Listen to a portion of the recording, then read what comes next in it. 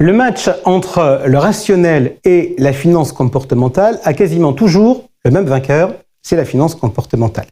Un exemple tout bête. En juin, nous avons voté pour des élections et puis nous avons eu un résultat qui nous a surpris et on a vu plein de personnes commencer à s'interroger pour savoir s'il fallait quitter la France pour d'autres cieux sous prétexte que la fiscalité allait augmenter. Assurément, voilà la victoire de la finance comportementale, de la dernière information disponible dans la mise en place de la stratégie. Car naturellement, si on avait été rationnel, le fait de savoir si la fiscalité française ne pouvait que aller dans le même sens, la réponse était évidente non. Et si des stratégies devaient être mises en place, il fallait naturellement le faire avant. Pourquoi dire ça? Tout simplement pour constater ce résultat systématique et dire également que la rationalité est naturellement bien plus performante. On va donc essayer, avec cette émission, de faire preuve de rationalité.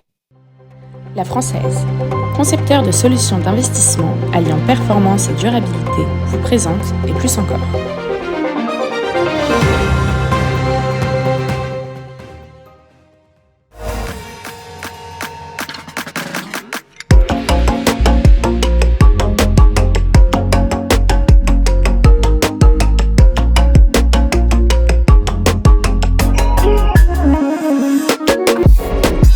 Allez, je vous donne tout de suite le sommaire de cette émission qui s'annonce chargée. On a prévu de faire 1h30, mais je pense qu'on va déborder. Donc, je vais tenter de vous donner les horaires à peu près de passage. On commencera donc dans quelques instants avec le point éco de Florent Vabon, économiste chez Ecofi. Dans environ 10 minutes, vers 18h10, Nadine Trémolière sera avec nous, directeur de Primonial Portfolio Solutions, pour le point marché. Ça sera donc notre partie qui sera consacrée au marché financier. 18h20 environ, il rentrera sur le cours. C'est l'homme dans l'actu, Hugo Bry, membre du comité exécutif de Generali France. Il viendra nous parler de Generali Patrimoine. Environ 10 minutes plus tard, nous devrions donc être vers 18h30. Ce sera le journal décalé de Georges Delataille, toujours fidèle au poste. 18h40, au prou, je vous dis ça, on va être à 5 ou 6 minutes près. Le débat, vous l'attendez, l'édition spéciale avec nos invités Rémi Bourgeon d'Aldéran, Guillaume Arnaud de Sofidi, Yann Videcoq de Arkea REM et Marc-Olivier Penin de Altarea Investment Managers. Et puis on clora notre émission aux alentours de 19h30 ou 35 avec à l'affiche. Nous resterons dans l'univers du non-coté, mais cette fois-ci, nous passerons dans la partie financière avec Paul Moreno-Blosseville, qui est président d'Opale Capital. Allez, c'est parti, on attaque tout de suite avec le point éco. Le point éco avec Florent Vabon, économiste chez Ecofi. Florent, avant de faire le point sur ce qui s'est passé sur l'actualité cet été, je vous propose tout de suite de repartir en arrière. C'était sur ce plateau, c'était dans votre intervention dans l'émission du mois d'avril. On écoute. Cela étant dit, et je termine juste là-dessus, nous ce qu'on surveille vraiment c'est l'emploi. Et sur l'emploi, on a une lecture assez différente du consensus. C'est qu'on ne dit pas qu'on est à l'aube d'une dégradation massive sur le marché de l'emploi, mais on constate des irrégularités. Toutes les enquêtes en termes d'emploi, tous les indicateurs ne donnent pas le même message. Et d'autre part, il y a aussi un problème de fiabilité dans les données. Vous attendiez des chiffres importants cet été, ils sont tombés au mois d'août, que disent-ils? Alors, ils disent deux choses. La première chose, c'est que l'emploi aux États-Unis ralentit. L'emploi privé, je dirais même. Donc ça, c'est désormais une certitude pour tout le monde, sachant qu'au mois d'avril, comme on l'a vu sur la vidéo, il y avait une petite crainte dans le marché de réaccélération du marché de l'emploi. Ça, nous, on n'y a jamais cru. Ça, c'est le premier point. Le deuxième point, c'est qu'effectivement, il y a eu une révision assez forte des chiffres de l'emploi aux États-Unis. En l'occurrence, quasiment 800 000 emplois en moins sur la période avril 2023, mars 2024. Donc on voit bien ici, ça illustre le problème de fiabilité. Et ces chiffres-là, ils sont définitifs? Ces chiffres-là sont quasi définitifs. Ok, je voudrais juste qu'on fasse un peu de pédagogie. Oui. J'entends des choses, quand j'entends le bruit médiatique, j'essaie de comprendre. Dites-moi en 2 mots comment c'est calculé. On me parle de création d'emplois aux États-Unis. Les créations d'emplois, c'est une enquête soumise aux entreprises. Ok, donc c'est une enquête. Premier panel. Ok, c'est un sondage. On me parle de taux de chômage. Taux de chômage, c'est une enquête soumise aux ménages. Deuxième panel. Ok, donc ça, c'est là encore un critère qui est un critère de sondage. On me parle d'offres d'emploi non pourvues, c'est quoi ça? Encore un autre sondage. Ok, donc en fait, toutes les stats qu'on commente tous les mois, et on en entend de manière importante vendredi, c'est du sondage. Exactement. Et en plus, ce qui est incroyable aujourd'hui, c'est que la différence entre le sondage soumis aux ménages et le sondage soumis aux entreprises est très importante. C'est-à-dire qu'il y a un écart entre la perception du marché de l'emploi par les ménages et la perception du marché de l'emploi par les entreprises. Dans tous les cas, ça ralentit. Alors j'ai bien compris que vous m'aviez expliqué que c'était pas très fiable. Juste, qu'est-ce que vous trouvez plus fiable, les ménages ou les entreprises? C'est plutôt les entreprises qui sont le plus fiables. Ok, tant qu'on est dans la pédagogie, Florent va continuer. Début août, on découvre dans l'actualité, parce qu'il se passe des choses et qu'on a des chiffres qui tombent sur le taux de chômage, on découvre un truc, ça s'appelle la règle de Sam. Alors c'est pas la règle de l'oncle, puisque Sam, ça s'écrit avec un H entre le A et le M. La règle de Sam, c'est quoi? C'est la règle de Claudia Sam, qui est une économiste qui donc a développé une règle au Brookings Institute en 2019 qui consistait à essayer d'identifier, évaluer les récessions en temps réel, en réalité. Pourquoi? Parce que le but du jeu, c'était de lisser le cycle et que quand elle identifie une récession, elle puisse verser des aides aux ménages. Lisser le cycle, éviter qu'il y ait une grosse récession. Donc ça, c'est le premier point. Le deuxième point, c'est comment est-ce que c'est calculé? On prend la moyenne des 3 derniers mois du taux de chômage, on regarde sur cette série statistique le point le plus bas des 12 derniers mois, on retranche le premier au second et on obtient la série. Lorsque ça dépasse 0,5, on est techniquement en récession. Ok, donc techniquement en récession. Au mois d'août, c'est ce que ça nous dit. Est-ce que vous pensez que l'économie américaine est en récession? Alors 2 points. Le premier, c'est que dit la recherche académique? Et donc j'ai reconstitué des données depuis 1930 à l'aide de cette recherche et j'ai recalculé la règle de Sam depuis 1930. Il y a déjà eu des faux signaux. Ça reste très fiable, mais il y a déjà eu des faux signaux, notamment dans les années 30, dans les années 45, dans les années 60, même au début des années 2000. Donc ça, c'est le premier point. Deuxième point, pourquoi est-ce que le taux de chômage augmente? C'est parce qu'il n'y a pas de licenciement, il y a plutôt des entrées de travailleurs sur le marché de l'emploi qui sont en demande de travail. Donc c'est pas nécessairement cohérent avec l'idée de... D'accord, donc vous dites que la règle, elle est pas infaillible. Non, et d'ailleurs, il y en a plein d'autres des règles qui n'ont pas fonctionné. L'inversion de la courbe des taux, ça n'a pas fonctionné. La récession technique en 2022, ça n'a pas fonctionné. Juste, ça veut dire quoi la récession technique, ça n'a pas fonctionné? Quand on a 2 trimestres consécutifs. 2 trimestres de baisse consécutive. C'est une récession, voilà. Technique. Pourquoi? Parce qu'en fait, aux États-Unis, une récession, ça a une définition bien précise. Ce sont des gens qui se réunissent autour d'une table, un comité, le NBER, et qui dit, OK, la dynamique de la consommation, de la production industrielle, de l'emploi, c'est ça. Il y a une récession, on la date très précisément, elle a eu lieu de temps à temps, donc c'est postérieur à l'identification d'une récession, et donc on n'y est pas du tout encore pour le moment. En tout cas, c'est pas mon sentiment. Cela dit, le risque a augmenté parce que le marché de l'emploi se ralentit très fortement, et le taux de chômage augmente aussi un peu. Taylor, Sam et tutti quanti, c'est quoi votre règle préférée? Moi, je pense que vous commencez à me connaître maintenant. Ma règle, c'est qu'il n'y a pas de règle. Et donc voilà, j'ai des méthodes un peu orthodoxes. Minsky, c'est quoi? Minsky, c'est lorsque tout va bien, entre guillemets, les investisseurs, je schématise, prennent du levier, c'est-à-dire s'endettent fortement, donc on a une augmentation du crédit, et puis il y a une mauvaise nouvelle et tout s'effondre. Ok. Vous avez trouvé comment Jérôme Powell à Jackson Hole? Plutôt bon, j'ai pas envie de le mettre à dos. Il manquait de nuances quand même. C'est-à-dire que j'ai retrouvé un peu le Jérôme Powell de fin 2023, celui qui avait fait pousser des ailes au marché en anticipant des baisses de taux dès le début de l'année. Pourquoi manque de nuances? Parce qu'il a vraiment identifié qu'un seul scénario, le scénario du pire en quelque sorte, puisqu'il a quand même prononcé une phrase très forte, il a dit qu'il ne tolérerait aucune dégradation supplémentaire du marché de l'emploi.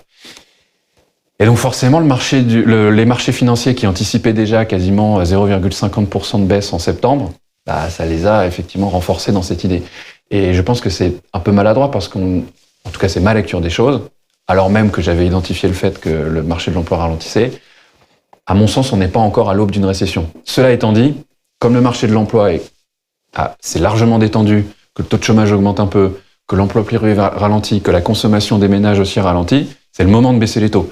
Mais pourquoi? Toujours la même marotte, si je puis dire, ajustement de politique monétaire, ce que je dis depuis des mois. Ce que vous êtes en train de me dire, ça veut dire qu'on a un risque de déception au vu de la conférence de presse et du discours du 18 septembre? Alors, il peut y avoir un risque de déception, en effet, ne serait-ce que par l'ampleur de la baisse. Moi, j'anticipe 25 points de base et le marché en anticipe un peu plus. Et dans la communication qui peut être faite par rapport aux dots. Vous vous souvenez, on en avait déjà parlé dans les précédentes émissions. Les dots, c'est la manière qu'ont les membres de la Fed d'indiquer leurs perspectives de baisse de taux 2024, 2025 et long terme. Et donc, s'ils les bougent pas ou s'ils les bougent que très peu, sachant que le marché anticipe de nombreuses baisses de taux d'ici la fin 2025, ça pourrait recalibrer les anticipations en effet. Ok, il est clair que la Fed, ça a un impact sur les marchés, ça a un impact également sur l'économie américaine. On parle également souvent de la BCE dans cette émission, qui a un impact sur l'économie assurément, sur les marchés c'est peut-être un peu moins évident. Est-ce que finalement la banque centrale qui a le plus d'impact sur les marchés, c'est pas la Banque du Japon? En ce moment, oui. On se souvient de cet été, donc du 5 août, la Banque du Japon, on en a parlé aussi à très nombreuses reprises dans cette émission, elle a augmenté ses taux durant l'été. C'est pas nécessairement le mouvement de hausse de taux qui était inattendu, mais plutôt l'ampleur. Ça a été un tout petit peu plus que ce qu'on attendait. Et cette décision d'augmenter les taux d'intérêt a débouclé ce qu'on appelle des positions de carry trade. Pour le dire très simplement, c'est que il est peu coûteux d'emprunter en yens et d'investir ailleurs, parce qu'il y a des différentiels de taux d'intérêt qui sont énormes. Et donc, le taux d'intérêt au Japon ayant augmenté, le yen s'étant renforcé par la même occasion, ça a créé de la volatilité, des remous, des débouclages de positions. Et dans le même temps, les investisseurs se sont fait peur en se disant que les États-Unis étaient peut-être à l'aube d'une récession. Ces deux éléments mis bout à bout ont fait que les marchés financiers ont fortement baissé. Nous sommes mercredi. Hier, on a eu les chiffres manufacturiers aux États-Unis. Et on a vu aussi le yen se renforcer. Donc on retrouve un peu, c'est une réminiscence du 5 août, ce qui s'est passé hier soir, où on a des chiffres aux États-Unis qui sont moins pires, mais qui sont quand même pas terribles, et des débouclages de positions potentiellement. Les marchés d'actions japonaises ont baissé, les marchés d'actions américaines ont baissé aussi. Donc il va falloir qu'on apprenne à parler japonais pour décrypter le gouverneur de la Banque du Japon. C'est déjà fait. Ok, parfait. Dernière petite question. Le 12, la BCE va parler. Christine Lagarde parlera donc avant Jérôme Powell. Est-ce qu'elle est royale au bar pour baisser ses taux? Elle est royale au bar, ouais. Christine Lagarde. Donc, la dernière fois que je suis venu dans cette émission, j'avais dit baisse de taux en juin. Ça, c'était très facile. Pause en juillet, baisse de taux en septembre. Ouais, vous étiez entre nous, vous aviez annoncé 4. Vous étiez à 5 et vous étiez passé à 4. Voilà. Vous étiez le plus baisse de taux de la place. Ouais. Et d'ailleurs, le marché nous a rejoints sur les 4, puisque désormais, il voit une probabilité plus importante qu'il y ait une succession de baisses de taux à chacune des 3 réunions qui arrivent. Donc ça, c'est le premier point. J'ai pas changé mon scénario de ce point de vue-là. Donc j'anticipe toujours une baisse de taux en septembre, octobre, décembre. Pourquoi? Parce que la désinflation suit une bonne tendance, donc ça va dans la bonne tendance, c'est la bonne tendance et la bonne direction, même s'il y a des soubresauts, je pense que la thématique de la désinflation est intacte. Et puis, un autre élément sur lequel je suis un peu moins confiant, entre guillemets, c'est que jusqu'à présent, je disais qu'il y allait avoir un rattrapage de l'économie au second semestre pour la zone euro. Et ça n'a pas été le cas, c'est-à-dire qu'on commence à avoir une économie européenne qui s'englue. Et ça, c'est un élément supplémentaire pour baisser les taux. Et donc, je continue de penser qu'effectivement, on va vers 3 baisses de taux. Il y aura 3 baisses de taux, c'est-à-dire aux 3 prochaines réunions. Très bien, on suivra ça. Et puisqu'on a le calendrier qui est actuellement affiché, on notera quelque chose, mais on en parlera plus tard. Ça ne concerne pas 2024, mais 2025, où une fois, ce sera à la Fed qui parlera avant la BCE.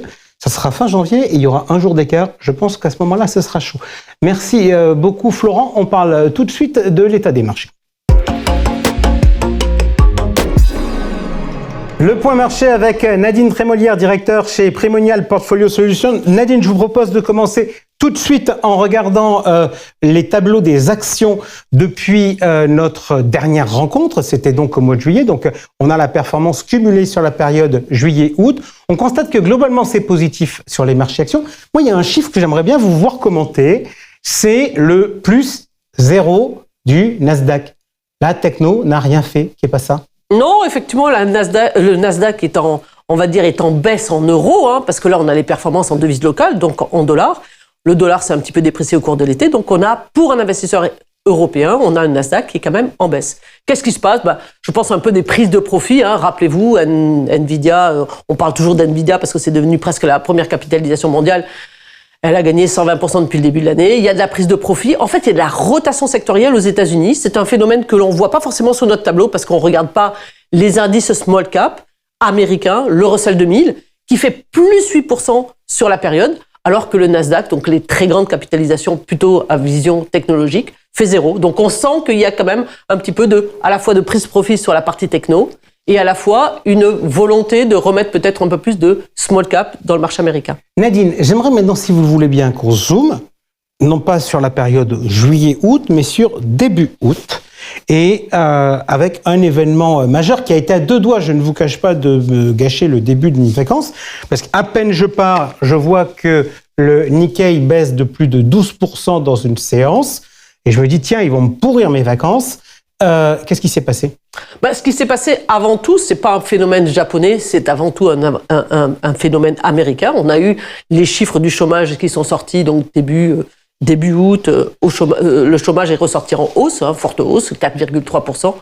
Donc quelque part, ça a un peu déstabilisé les intervenants qui partaient du principe que si les États-Unis étaient en train d'avoir un chômage qui remonte, ça entraînerait la Fed à baisser ses taux. Et au même moment, la Banque du Japon a monté ses taux. Donc en fait, cet fameux écart de taux entre le yen et le dollar s'est mis à se réduire.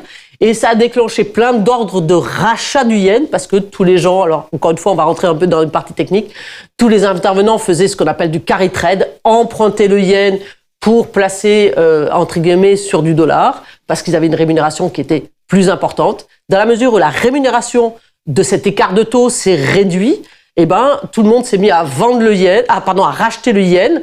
Ça a entraîné une baisse de la bourse parce que forcément, les entreprises japonaises étant exportatrices, lorsque le yen se valorise, ça a entraîné quelque part cette prise de profit après un marché qui était très bon. Je veux dire, n'oubliez pas ça. Je veux dire, le marché japonais était quand même en forte hausse depuis le début de l'année. Juste, on oublie 2 secondes notre tableau et on revient dans l'actualité. C'est un peu ce qui est en train de se passer, aujourd'hui. Entre hier et aujourd'hui, où on a vu le yen remonter, on a vu Wall Street décrocher. Non, je pense pas que ce soit exactement la même problématique. La problématique d'aujourd'hui, entre guillemets, c'est effectivement, comme vous le disiez très justement, un peu de prise de profit, peut-être un petit peu trop violente sur les technologiques. L'affaire du yen, quelque part, ça a été amplifié par le fait qu'on était le 5 août, et que le 5 août, il y a moins d'intervenants, tout le monde est en train de partir en vacances. Et comme d'habitude, chaque fois qu'il y a un événement un petit peu marquant au mois d'août, ça amplifie les performances. Et d'ailleurs, on s'est aperçu que le marché est revenu relativement rapidement à de meilleures performances. Ok, justement, si on regarde, on va regarder maintenant, on va rechanger notre focale pour revenir en séparant sur juillet-août. Vous nous disiez qu'il y avait une rotation sectorielle aux États-Unis sur les small caps. Sur les small caps européennes, au mois d'août, elles n'ont pas fait un bon mois. Non. Voilà, c'est quelque part, on sent que quelque part, c'est vraiment un phénomène plus américain. Il a eu lieu petitement, on va dire, sur la fin du premier semestre, donc plutôt en mai-juin. Un petit peu au mois de juillet, au mois d'août. Bon, voilà, le marché, c'est pas forcément polarisé sur cet aspect-là. Août est quand même beaucoup dans le vert. Moi, j'ai toujours eu le sentiment que août c'est un mois pourri. Parce que il y a ce que vous évoquiez, c'est-à-dire le fait qu'il y ait peu de liquidités. J'ai le souvenir d'un mois d'août catastrophique à cause de la Chine. Je sais plus, il y a combien de temps il y a de ça. Pour vous, août, c'est une bonne surprise? Oui, parce que en fait, on n'a pas eu de mauvaise surprise. Souvent, Jackson Hole, vous savez, c'est la fameuse réunion de tous les banquiers privés, de tous les banquiers centraux qui vont parler un petit peu de ce qu'ils vont faire à la rentrée. Ils ont été très en ligne. Donc, il n'y a pas eu de mauvaise surprise. Souvent, c'est un déclencheur d'une petite phrase qui peut faire monter l'angoisse des marchés. Pour l'instant, on l'a pas eu. Donc, mois d'août a été plutôt un bon mois. Est-ce que septembre le sera aussi bon? C'est peut-être pas forcément évident. Pourquoi c'est pas forcément évident? D'un point de vue stat, septembre, c'est un bon mois ou c'est pas un bon mois? Non. Voilà, c'est le pire des mois. Souvent, on parle de mai, d'août, éventuellement d'octobre. Mais statistiquement, septembre est le mois qui, sur les 40 ou 50 dernières années, est plus souvent en baisse qu'en hausse. Est-ce que pour vous, le niveau d'inquiétude augmente? Notamment, on discutait tout à l'heure avec Florence sur les anticipations enthousiastes, on va dire, des marchés sur les baisses de taux. Est-ce que vous craignez un risque de déception? Pas forcément de déception, mais souvent on a tendance à acheter la rumeur et vendre la news. Or, effectivement, on va avoir cette baisse des taux de la part de la Fed le 18. Je pense que ça, personne ne le remet en cause. 0,50, je serais étonné. Je pense qu'ils vont plutôt faire 0,25. À partir de ce moment-là, on est dans un marché haussier depuis le début de l'année. On a regardé les indices, on est autour de 16-17%. Donc, quelque part, avoir un peu de prise de profit, c'est pas complètement aberrant. Alors, on regarde tout de suite le tableau sur les taux. Sur la partie européenne, les taux directeurs, ça a commencé à bouger puisque la première baisse a eu lieu en juin. Je voudrais qu'on s'interroge sur la partie taux longue. Parce que si on regarde entre juin et fin août, 50 centimes on perd sur le marché américain, 20 centimes sur le marché allemand, c'est quand même des mouvements qui sont absolument gigantesques. Oui, je pense que ça explique aussi la bonne tenue du marché action, hein, c'est-à-dire cette baisse des taux qu'on a eue aux États-Unis, qui est quand même relativement forte. On revient sur pratiquement les niveaux de début d'année, 3,90, alors qu'on a dû tutoyer au plus haut 4,70 ou 4,80. Donc on a vraiment cette baisse des taux qui est actée aux États-Unis. En Europe, c'est moins le cas. Quelque part, la situation française n'est pas complètement étrangère à cela. Et puis, peut-être que le marché américain est en train d'anticiper peut-être un peu plus de baisse des taux de la part de la Fed. Moi, je pense que les phénomènes qui est le plus marquant sur cette période, c'est la baisse du 2 ans. Hein, là, sur nos tableaux, on montre effectivement le 10 ans. Mais quand on regarde le 2 ans, on a une baisse de pratiquement 80 BP. C'est-à-dire que le 2 ans est revenu presque au même niveau que le 10 ans, qui montre que les courbes sont en train de se désinverser. On a le même phénomène en Europe, mais effectivement, c'est cette partie court terme. Et c'est un peu ce qu'on avait prévu. Rappelez-vous, on en parlait notamment quand on parlera des fonds datés. On pense que c'est effectivement cette point de courbe qui a eu le plus d'inflexion vers le bas. Ok, je voudrais qu'on revienne. Là, on voit que les spreads ont légèrement baissé sur la partie européenne. Est-ce que c'est le cas aussi aux États-Unis ? Oui, c'est un phénomène à peu près. C'est pas énorme, hein, mais c'est à peu près un phénomène un peu de tous les spreads de crédit. Il y a une telle demande pour quelque part ce marché obligataire qui continue à rémunérer quand même de façon importante. Surtout dans une période peut-être un peu plus d'incertitude, que effectivement cette baisse des spreads, elle est à peu près similaire dans tous les pays. Ok, on regarde tout de suite les résultats du portefeuille qui, on le rappelle, avait été un peu restructuré la fois précédente avec notamment l'intégration de dettes privées. Léger recul en juillet, légère hausse en août, les deux se compensant grosso modo, ça fait 0. Juillet, c'est quoi ? C'est l'effet techno ? Oui, c'est l'effet techno, c'est l'effet dollar. Hein, il y a un effet dollar parce que foncièrement, on est quand même des investisseurs en euros avec détenant des actifs américains. Lorsque le dollar baisse, forcément, ça nous affecte un petit peu. Et notamment, c'était le cas sur les marchés émergents. Hein. Donc, les marchés émergents ont quand même, visuellement, ont gagné légèrement sur la période, mais exprimés en euros, ils sont quand même en baisse. Je voudrais qu'on s'arrête 2 secondes sur les 15% de fonds obligataires datés. Pourquoi ? Parce que les taux longs, je l'ai dit, ont baissé, les spreads ont baissé. On évoque le fait qu'on pourrait avoir peut-être des surprises effectivement sur les politiques des banques centrales. Est-ce que ça vaut le coup de tenir ses positions sur les fonds datés vu les prix actuels ? Oui, parce qu'on a toujours des performances qui sont peu ou prou celles qui sont autour de 3,5, 4, 4,5, 5. Donc je veux dire, on est à peu près au niveau des fonds en euros, dans une perspective pas forcément très brillante sur la partie action. C'est toujours pareil, c'est qu'est-ce qu'on a d'autre à mettre ? Je veux dire, quels sont les investissements alternatifs qu'on pourrait mettre, sachant qu'on a déjà mis de la dette privée, qu'on a mis du private equity. Pour moi, c'est effectivement un complément intéressant, toujours attractif, parce qu'il y a un taux courant, un taux actuariel qui est toujours quand même relativement intéressant. Merci beaucoup Nadine de ce point marché. Et tout de suite, c'est l'homme dans l'actu. L'homme dans l'actu avec nous, c'est Hugo Bry, membre du comité exécutif de Generali France, directeur de l'épargne et de la gestion de patrimoine. Hugues, merci d'être avec nous. On va parler de Generali Patrimoine. Generali Patrimoine, qu'est-ce que c'est ? Alors Generali Patrimoine, c'est 80 milliards de stocks, sans compter les fonds propres, qui se divisent entre les tiers distributeurs, marché sur lequel on est leader. Donc sur les tiers distributeurs, ce sont les indépendants, Internet, banque privée, banque régionale, et puis des réseaux internes pour à peu près 10% de notre stock. Ensuite, c'est 500 personnes, Generali Patrimoine, 250 qui ont pour mission au quotidien de traiter les opérations, tout ça adossé à une plateforme de traitement d'opérations digitale. Et là, ça fait belle lurette qu'on est sur ce sujet-là, c'est le fameux Nominéo qu'on ne cesse d'améliorer de jour en jour. Donc, j'utiliserai le mot figital, même si j'aime pas trop ce mot-là, mais enfin, ce sont 250 personnes qui traitent au quotidien plus de 2 millions d'opérations. Et puis, ce sont aussi 2 filiales. Une filiale en France qui s'appelle Generali Wealth Solutions, qui a vocation à faire du conseil, de l'advisory, de l'accompagnement, de la gestion pilotée, de la gestion dédiée, même si nous sommes en architecture ouverte. De l'autre côté, une filiale au Luxembourg, Generali Luxembourg, donc qui décline des produits luxembourgeois pour les marchés français et italiens. Et enfin, en termes de produits, marque rouge, marque blanche, multi-support, qui intègre dedans à la fois de l'euro, croissance, produits structurés, non cotés. Enfin voilà, c'est une plateforme dédiée au patrimonial. Alors, l'assurance vie, c'est de l'épargne de long terme. Si vous me permettez, on va faire une interview temps long, temps court. On va commencer, si vous le voulez bien, par le temps long. Generali France avait un plan stratégique qui était 2022-2024. Grosso modo, sur la partie patrimoine, vous tirez quel bilan? Alors, un excellent bilan. On avait pour objectif de renforcer nos positions de leadership, donc notamment la tiers distribution, se développer bien sûr sur nos propres réseaux, mais vous l'avez compris, 90% de notre business se fait sur la tiers distribution. Donc, avec nos deux gros moteurs que sont les CGPI et Internet, donc mission accomplie. Aujourd'hui, ça représente à peu près, les CGPI, c'est 20 milliards de stocks et une collecte en gros autour de 2,5 milliards, 2,5 milliards, 2,6 milliards. Et puis de l'autre côté, Internet, 16 milliards de stocks et en gros une collecte qui représente à peu près 10% de nos stocks. Donc se renforcer sur cette partie-là, garder notre position de leadership. Et puis, dans la foulée de la fameuse fin du fonds euro-roi, c'était là aussi transformer le stock, faire ce qu'on appelle de l'in-force. Et donc, là aussi, mission accomplie, puisqu'on s'était fixé comme objectif d'être à fin 2024 autour de 50% euro, 50% UC.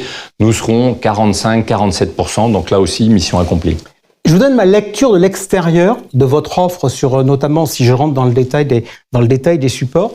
J'aurais tendance à dire que je vois deux caractéristiques et deux marqueurs forts chez vous.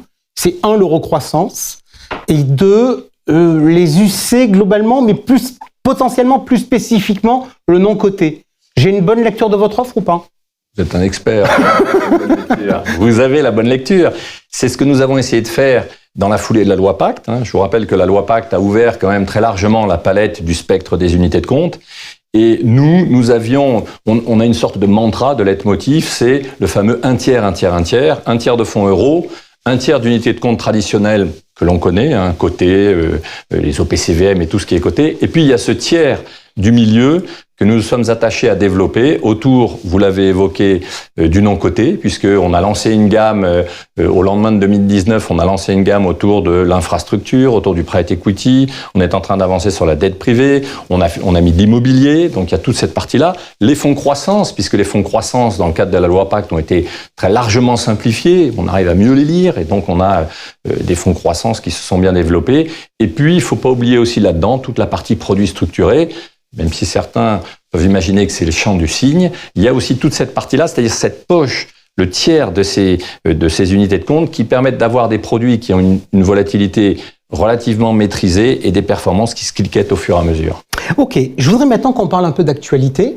On va commencer par des chiffres. 2023, vous avez fait combien de collectes? Vous nous avez donné les chiffres tout à l'heure, un peu plus de 2 milliards sur la partie CGP indépendant, sur Generali, patrimoine, distribution tiers, c'est grosso modo. Au global, c'est l'année dernière, en 2023, toute l'année, 6,5 milliards.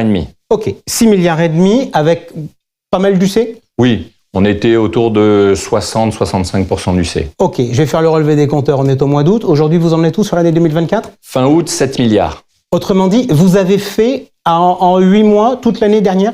C'était l'objectif que nous étions fixés. Alors, on s'était moins fixé un objectif du type « je ferai ce qu'on avait fait l'année dernière en 6 mois », mais plus de se dire les anticipations dans l'alentissement de l'inflation amènent des questions sur, là aussi, la baisse des taux et notamment le travail que doivent faire les autorités monétaires. Et donc, du coup, on s'était dit, c'est astucieux d'être assez agressif en début d'année et donc d'être capable d'aller se reluer de manière à créer de la valeur à la fois pour nos clients et pour l'ensemble du fonds euro-roi. Et donc, du coup, on a eu un début d'année assez agressif en termes commercial, ce qui fait que les résultats sont là. On a levé, fin août, on était à 7 milliards avec à peu près du 50-50, 50 euros, 50 UC. Agressif, ça veut dire offre boostée, beaucoup? Oui, ça veut dire offre boostée. Il y a du boost sur le stock et du boost sur la collecte. Mais là aussi, j'insiste, l'intérêt du boost, c'est pas simplement de faire de la collecte. Ça n'a aucun intérêt, et on l'avait vu quand les taux étaient bas. Faire de la collecte quand les taux sont bas nous dilue, et dilue donc les performances. Faire de la collecte quand les taux sont à ce niveau-là et qu'on anticipe éventuellement un retournement, c'est la stratégie qui prédomine chez Generali. On s'est dit que c'était astucieux d'aller faire de la collecte pour reluer les cantons, pour recréer de la richesse. Et donc, c'est ce qui s'est passé. C'est un bon premier semestre. Est-ce que vous commencez à avoir un peu de visibilité sur les taux 2024 qui seront servis? On se rapproche de l'an dernier? Le mercato n'a pas encore commencé. À mon sens, dans le meilleur des cas, on sera sur ce qui s'est fait l'année dernière.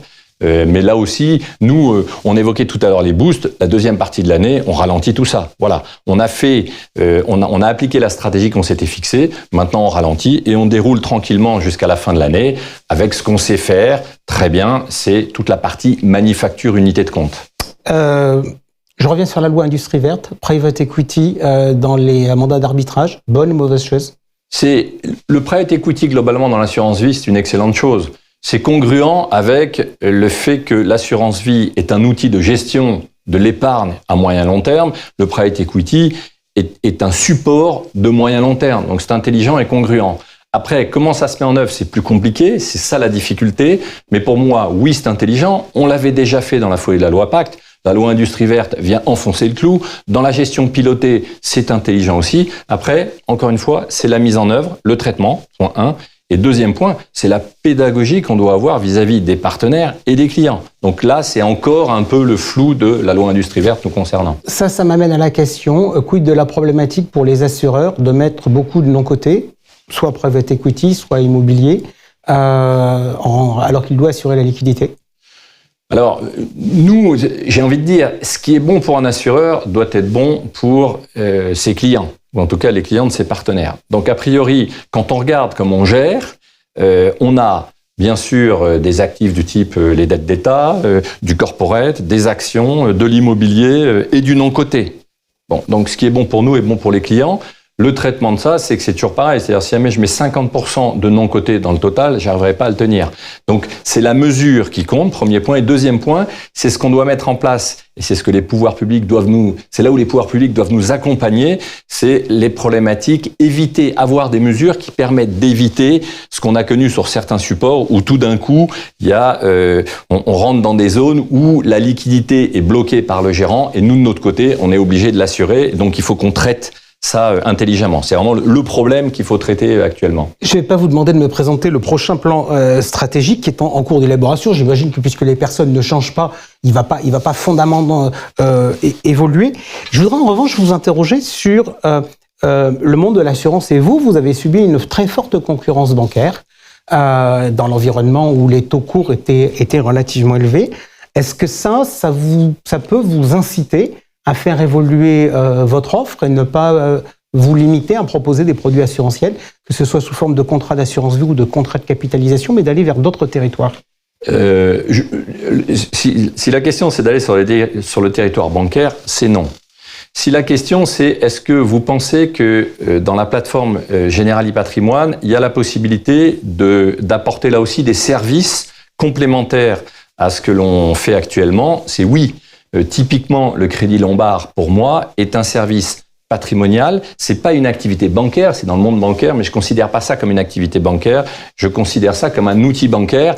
Est-ce que c'est un rêve? Oui, j'en rêve. J'ai déjà évoqué ça à plusieurs reprises, depuis belle lurette. Est-ce que ce sera fait? Pourquoi pas? En tout cas, moi, j'y aspire.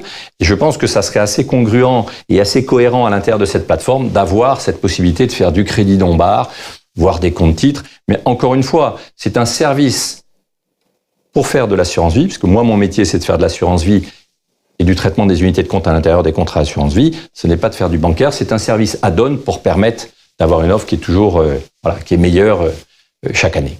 Merci beaucoup Hugo Bry d'être aujourd'hui venu nous voir pour nous parler de la stratégie de Generali Patrimoine. Tout de suite, le journal décalé de Georges Delataille. La Française, concepteur de solutions d'investissement alliant performance et durabilité, vous présente le journal décalé.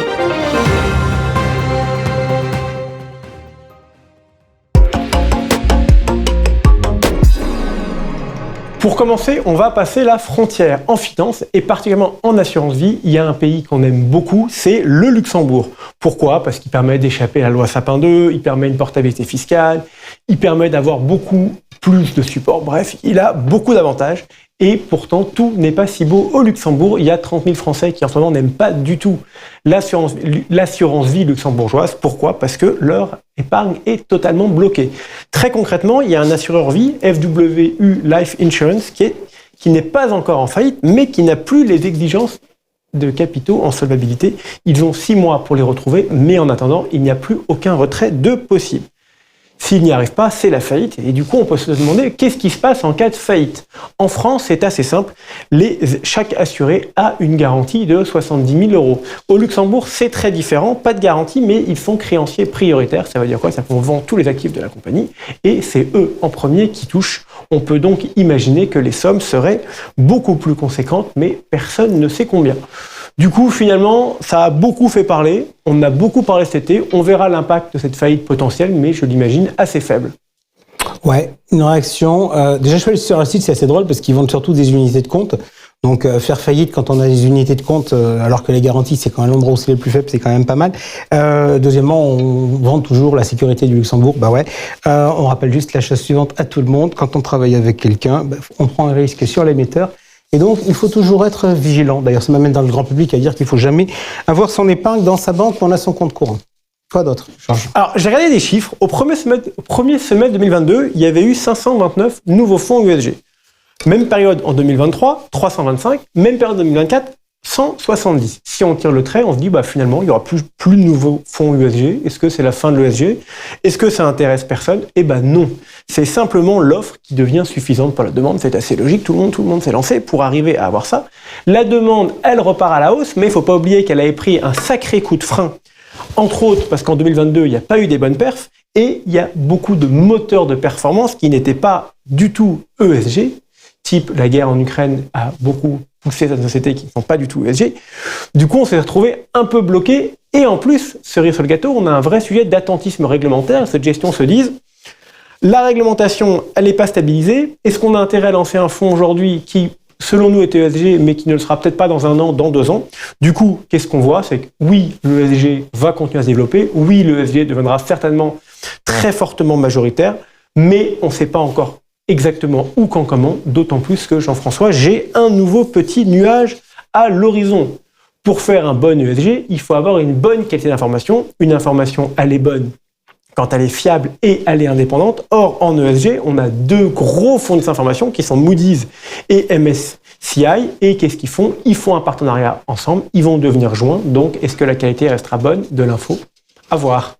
2 remarques. Déjà, les chiffres que vous sortez, donc Morningstar notamment, évoque les chiffres de collecte en disant que le marché européen continue de collecter, mais ce qui n'est pas le cas du marché américain. Et juste, je vais faire une remarque un peu politique.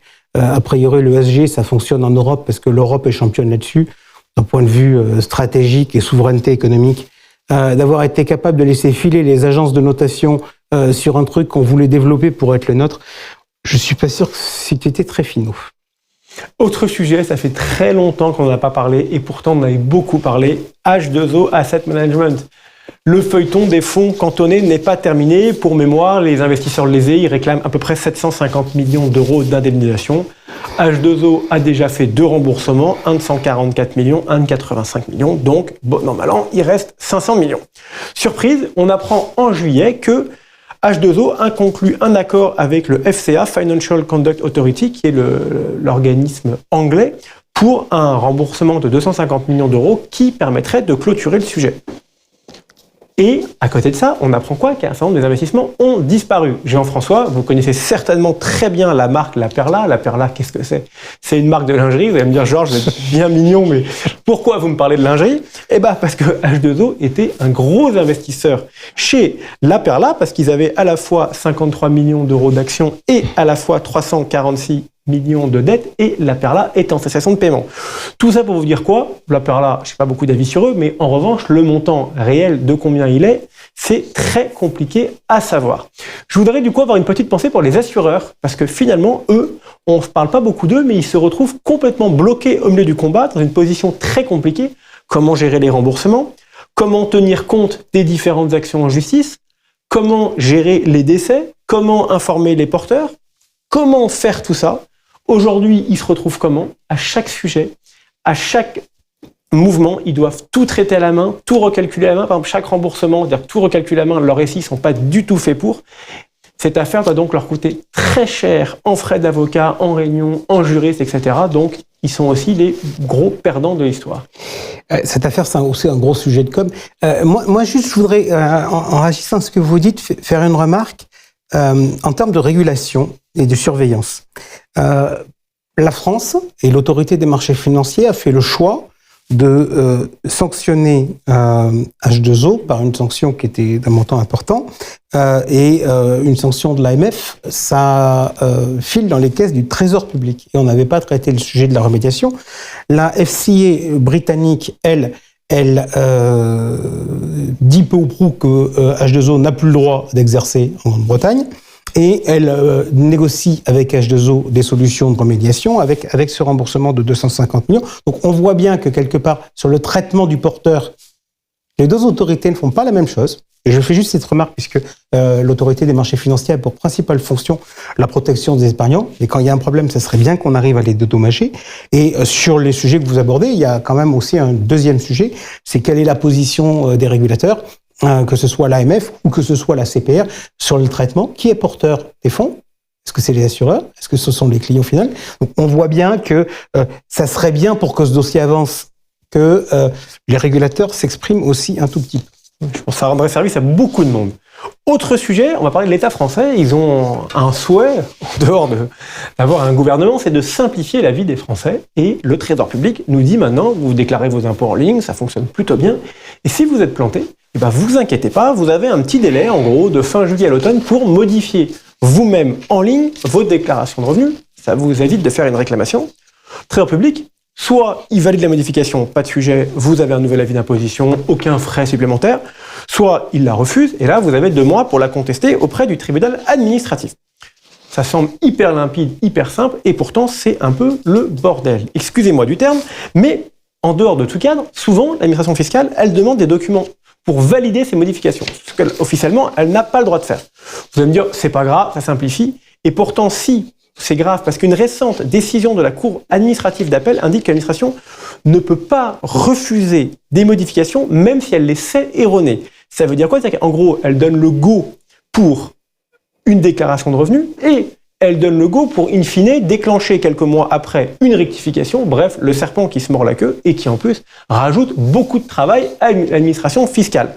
Heureusement, l'administration, il est peu probable qu'elle en reste là, et on espère que le Conseil d'État va prendre le sujet en main et intervenir pour corriger cette mauvaise jurisprudence, sinon tout le monde est perdant.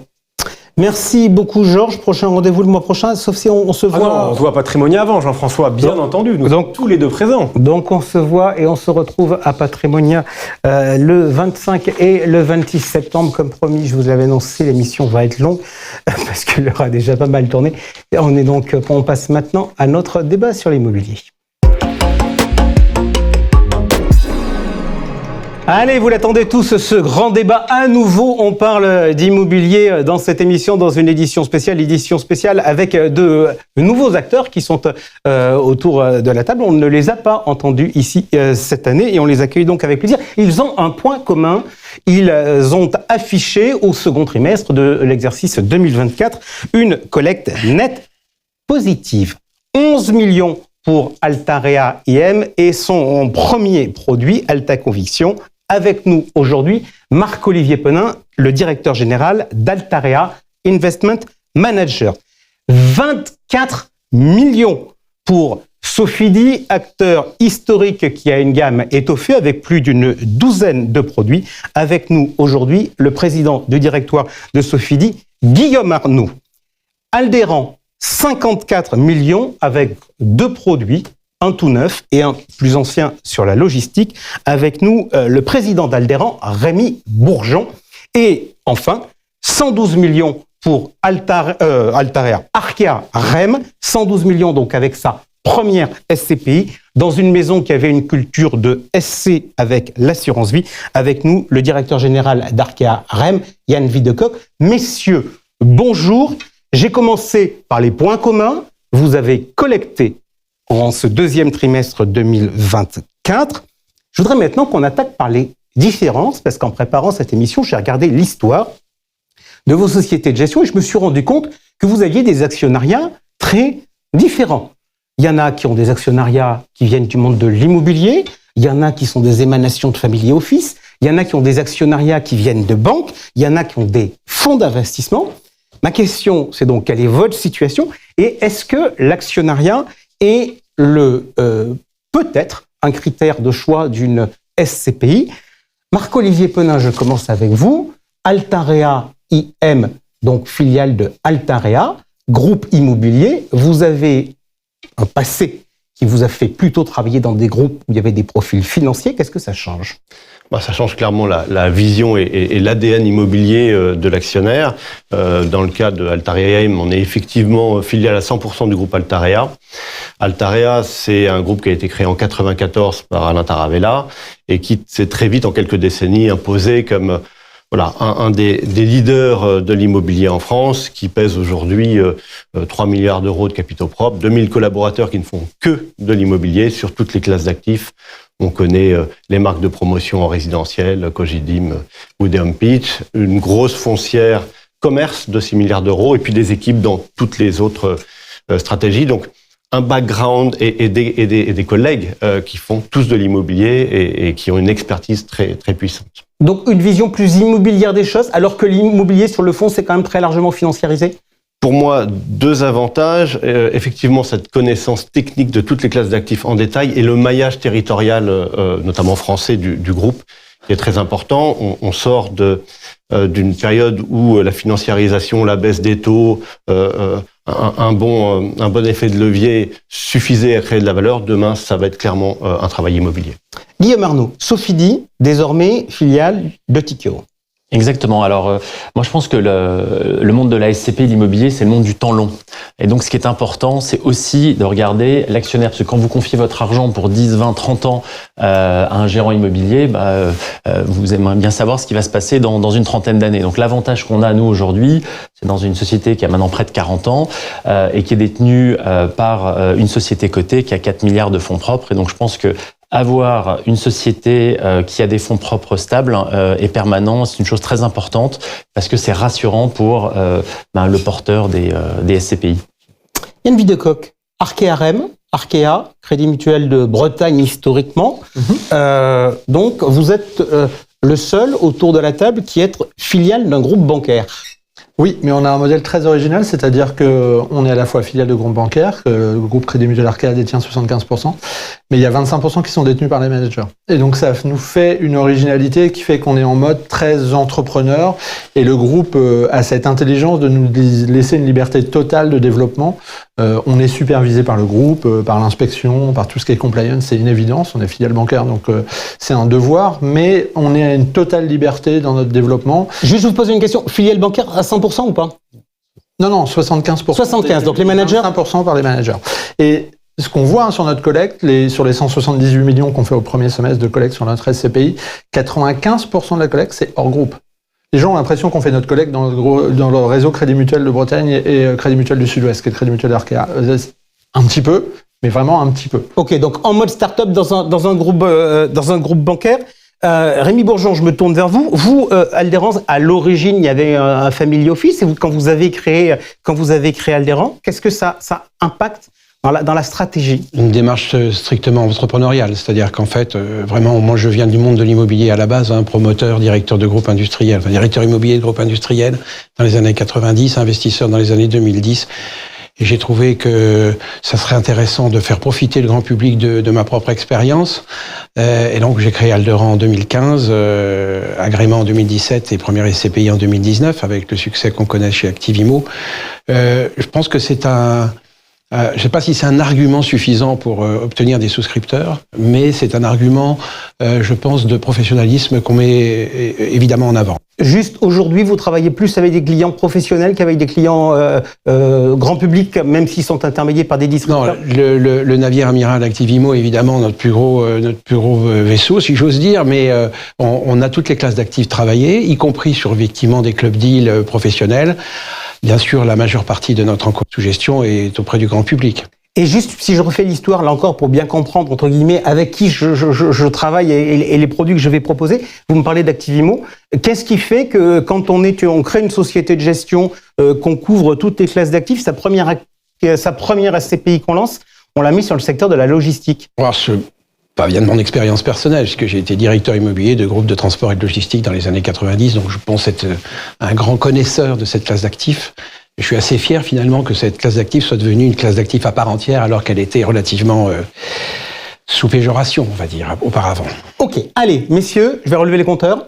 J'ai donné les chiffres pour le second trimestre. Je voudrais qu'on regarde un peu vos chiffres sur la vision que vous avez depuis le début de l'année, puisque vous avez des chiffres qui pour l'instant ne sont pas publics, c'est-à-dire ceux de juillet et ceux d'août. Où est-ce que vous en êtes et quels étaient vos objectifs? Je commence avec vous, Yann Villedecoq. Nous, au 31 août, on a eu les chiffres hier, on est à 252 millions d'euros de collecte depuis le début de l'année. Donc, très très content parce qu'on bien évidemment on n'avait pas mis ça dans nos objectifs, hein. On avait mis plutôt à peu près 150 millions sur l'année.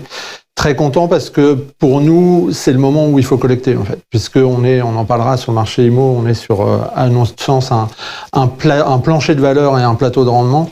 Ça assoira la performance de la SCPI à moyen terme. Plus je peux collecter aujourd'hui, plus je collecte. Question pour savoir s'il y a des arbitrages ou pas. Je le disais tout à l'heure en introduction, chez vous, il y avait des SC, la culture, à l'origine, vous aviez lancé des SC. On voit que les SC aujourd'hui souffrent quand même pas mal. Quid de la situation? 2 mots de vos SC? Aujourd'hui, si on regarde les chiffres de la SPIM, on est les 2 seuls SC qui faisons plus de 10 millions de collectes nettes, puisque j'ai plus les chiffres en tête exacts, hein, mais on doit être au total à un peu 30-40 millions sur Silver Avenir et 60-70 millions sur Territoire Avenir. Donc non, ça marche encore plutôt bien. Ok, donc là aujourd'hui, donc les chiffres que vous nous avez donnés, les 250 millions, c'est sur la partie SCPI, il y en a qu'une et elle est nouvelle. Rémi Bourgeon, je viens vers vous pour savoir ce qui se passe chez Alneran, où l'offre de SCPI, c'est donc 2 SCPI, c'est Activimo, l'historique sur la logistique, et Comet, la dernière que vous avez lancée. Ça donne quoi depuis le début de l'année? Alors depuis le début de l'année, à fin août sur Activimo, on est à 140 millions d'euros de collecte. Net? Net.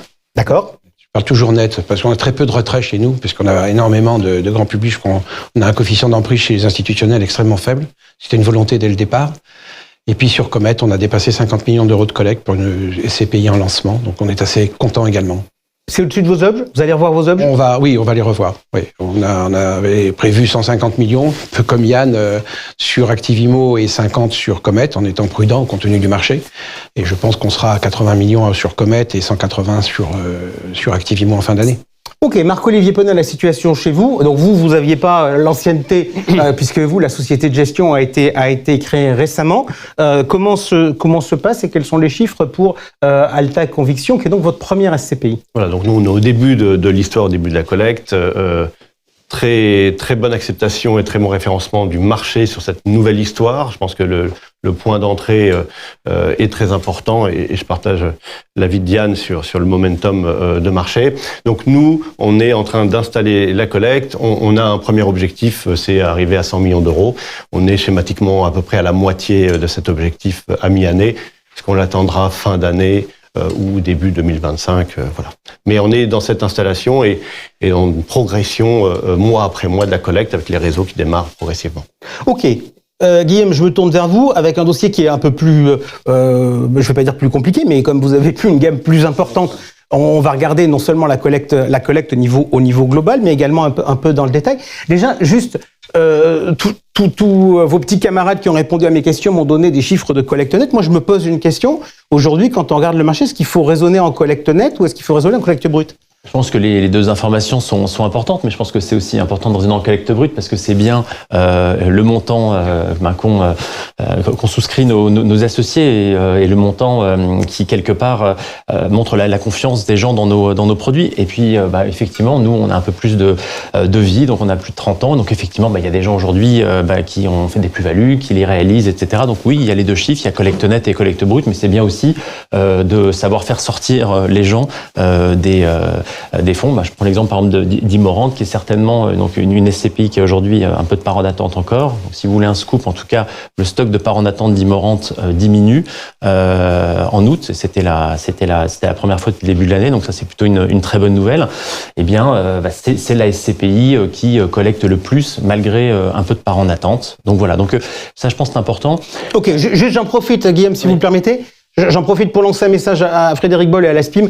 Ça serait bien qu'on rajoute les chiffres de collecte brute qui aujourd'hui ne sont plus communiqués. Donc ça serait bien pour des sujets de transparence qu'on les remette. On revient avec la situation de la collecte. Donc vous nous dites Imorante collecte le plus. même si elle n'est pas en collecte nette. Pour donner des ordres de grandeur, Immorente, ça collecte en brut à peu près 8 à 9 millions par mois. Donc voilà. Et globalement, sur le premier semestre, et si j'y inclus juillet, août, mais là, moi j'ai beaucoup de choses. Donc oui, je suis plutôt à 200 millions de collecte brute. Et savoir combien j'ai en collecte nette, pour être franc, je regarde moins ce chiffre parce que j'ai des fonds, des sociétés civiles qui peuvent être en décollecte. Mais c'est positif, c'est que ça veut dire que je suis capable de rendre de l'argent aussi. Donc ça, je pense, c'est important. Il y a une différence quand même de dynamique entre les produits. Oui, dans ce que vous voyez aujourd'hui, les produits qui ont tendance à le mieux fonctionner, c'est quoi ? Il y a deux choses. Il y a à la fois les nouveaux produits, je pense qu'on y reviendra, et il y a un vrai engouement sur les nouveaux produits. Je pense que les produits diversifiés aussi aujourd'hui ont plus le vent en poupe. Et de l'autre côté, deux produits souffrent, notamment les SCPI spécialisés dans le bureau. Et puis aussi, effectivement, les sociétés civiles globalement, donc peut-être pas celle d'Arca, mais globalement, le monde de la société civile souffre. Ok, restons sur les SCPI. Je vais commencer avec vous, Marc-Olivier. Les clés du succès aujourd'hui. Est-ce que pour réussir aujourd'hui, il faut être diversifié ? Nous, c'est le choix qu'on a fait avec Alta Conviction. On l'a appelé multithématique. Ce qui est bien quand on lance un produit, c'est qu'on peut l'adapter à la situation exacte du marché. On a choisi d'être multithématique, donc potentiellement diversifié à terme, parce que... Juste, pardon, quand on dit multithématique, ça veut dire quoi ? Ça veut dire qu'on est opportuniste en disant... On va aller chercher, parce que, pardon, dans le wording diversifié, aujourd'hui, ça veut tout et rien dire. Il y a des gens qui disent, moi, je vais me donner toutes les opportunités et je fais ce que je veux, et je peux passer de l'un à l'autre, du coq à l'âne, sans la moindre difficulté. Puis il y a des gens qui disent, non, moi, je bâtis une allocation où je vais mettre différentes classes d'actifs parce que je pense qu'elles sont complémentaires, etc., et que je veux plutôt traverser le temps long, mais avec une structure qui est plus stratégique que tactique. Vous, votre approche, c'est quoi ? Notre approche, elle est très claire, c'est de choisir d'abord les secteurs dans lesquels on investit. Clairement, nous, on est allé sur le commerce, on est allé sur les locaux d'activité, et on n'est pas allé, et on n'ira pas encore pendant quelques trimestres, sur le bureau, le temps que, voilà. Et donc, on choisit mais pour autant, on s'enferme pas dans une spécialité, puisque le moment de marché nous permet d'avoir des opportunités qui sont pas toutes exactement en même temps sur les différents secteurs, et donc on les commence quand on estime que c'est le bon moment. Donc on a fait ce choix-là clairement. Plutôt France, parce que le groupe a cette implantation, et je pense qu'il faut jouer sur les qualités intrinsèques de chaque groupe et les compétences qu'il y a autour de la table. Voilà, donc c'est un facteur clé. Il faut être nécessairement avec des niveaux de performance dans le marché. Je sais qu'on y reviendra. Donc là aussi, il faut avoir un produit qui soit réponde aux attentes. Et puis, il faut savoir expliquer à quel point le moment de marché, le fait de lancer une SCPI maintenant est très intéressant. Ok, vous avez lancé une SCPI, c'était il y a quelques mois, c'est Sophie Dynamique chez Sofidy. J'aurais presque envie de vous dire pourquoi. Est-ce que c'est que vous aviez senti la crise venir et que vous vous êtes dit, tiens, ça serait pas mal d'avoir une idée neuve, ça permettra de motiver les réseaux et les distributeurs. Quelle est la spécificité de cette SCPI par rapport à une SCPI diversifiée traditionnelle ? Alors, ça, je pense, c'est un point important. En fait, on avait cette idée dans les cartons depuis longtemps, et c'est vrai que c'est effectivement une de mes marottes, c'est que dans une SCPI, vous pouvez faire de l'immobilier, mais vous pouvez prendre des risques assez différents. C'est-à-dire que c'est comme quand vous achetez un portefeuille obligataire, c'est plus simple. Vous avez des notations, vous avez des portefeuilles obligataires investment grade et des portefeuilles high yield.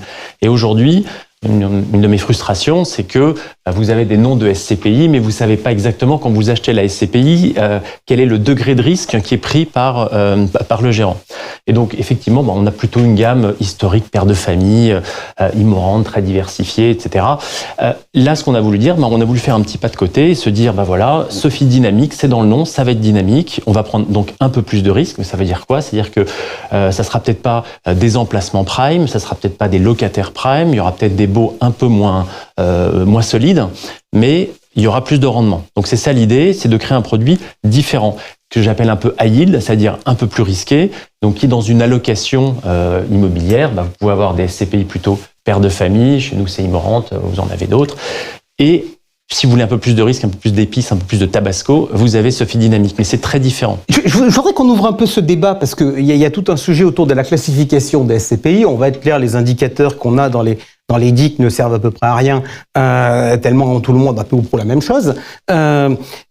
Quid d'une segmentation du marché entre effectivement, pour la référence obligataire, elle est relativement simple. On a des agences de notation qui disent ça c'est triple A, ça c'est triple B, ça c'est parité. Donc il y a un agent externe qui donne un avis. Est-ce qu'il faut orienter l'immobilier dans ce sens-là? Et je vais être un peu provoque. Est-ce qu'on n'a pas une difficulté pédagogique aujourd'hui si on veut aller dans cette voie-là? C'est qu'en pratique, les plus grosses claques, on se les a quand même prises sur le plus corps. Exactement.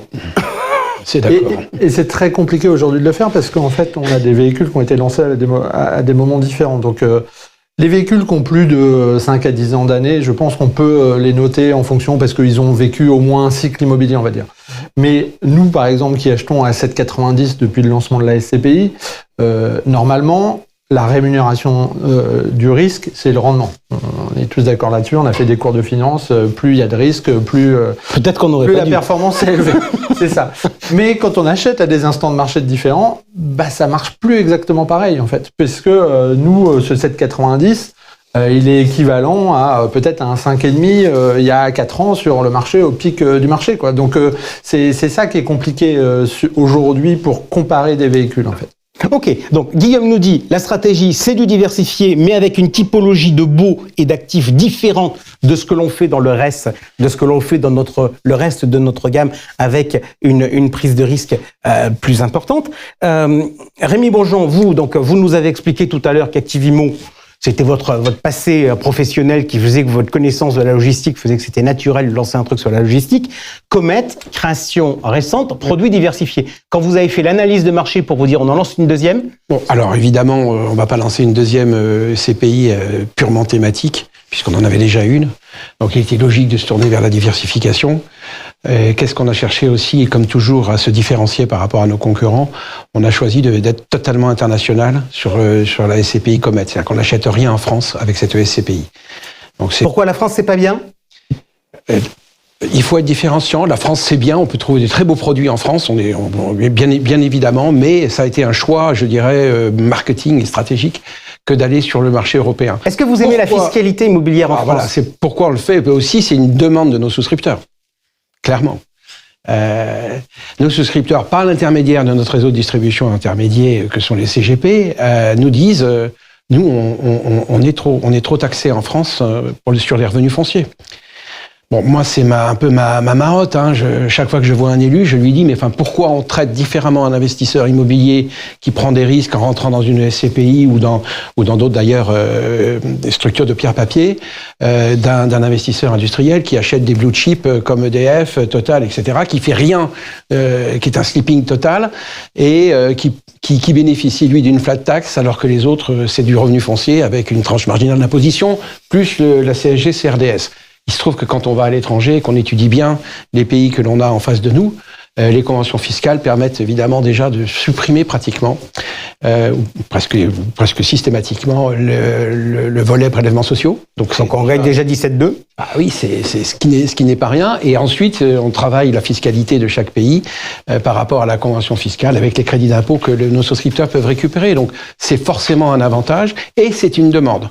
Voilà, donc c'est pour ça qu'on a fait ce choix vraiment massif, je dirais, et qu'on s'est mobilisé depuis le début de l'année sur ce sujet. Yann Videcoq, quelle a été votre réflexion diversifier impérativement, c'était votre logique quand vous avez fait Transition Europe? Ouais, quand j'ai monté Arc et RM, mon objectif c'était de lancer une SCPI diversifiée.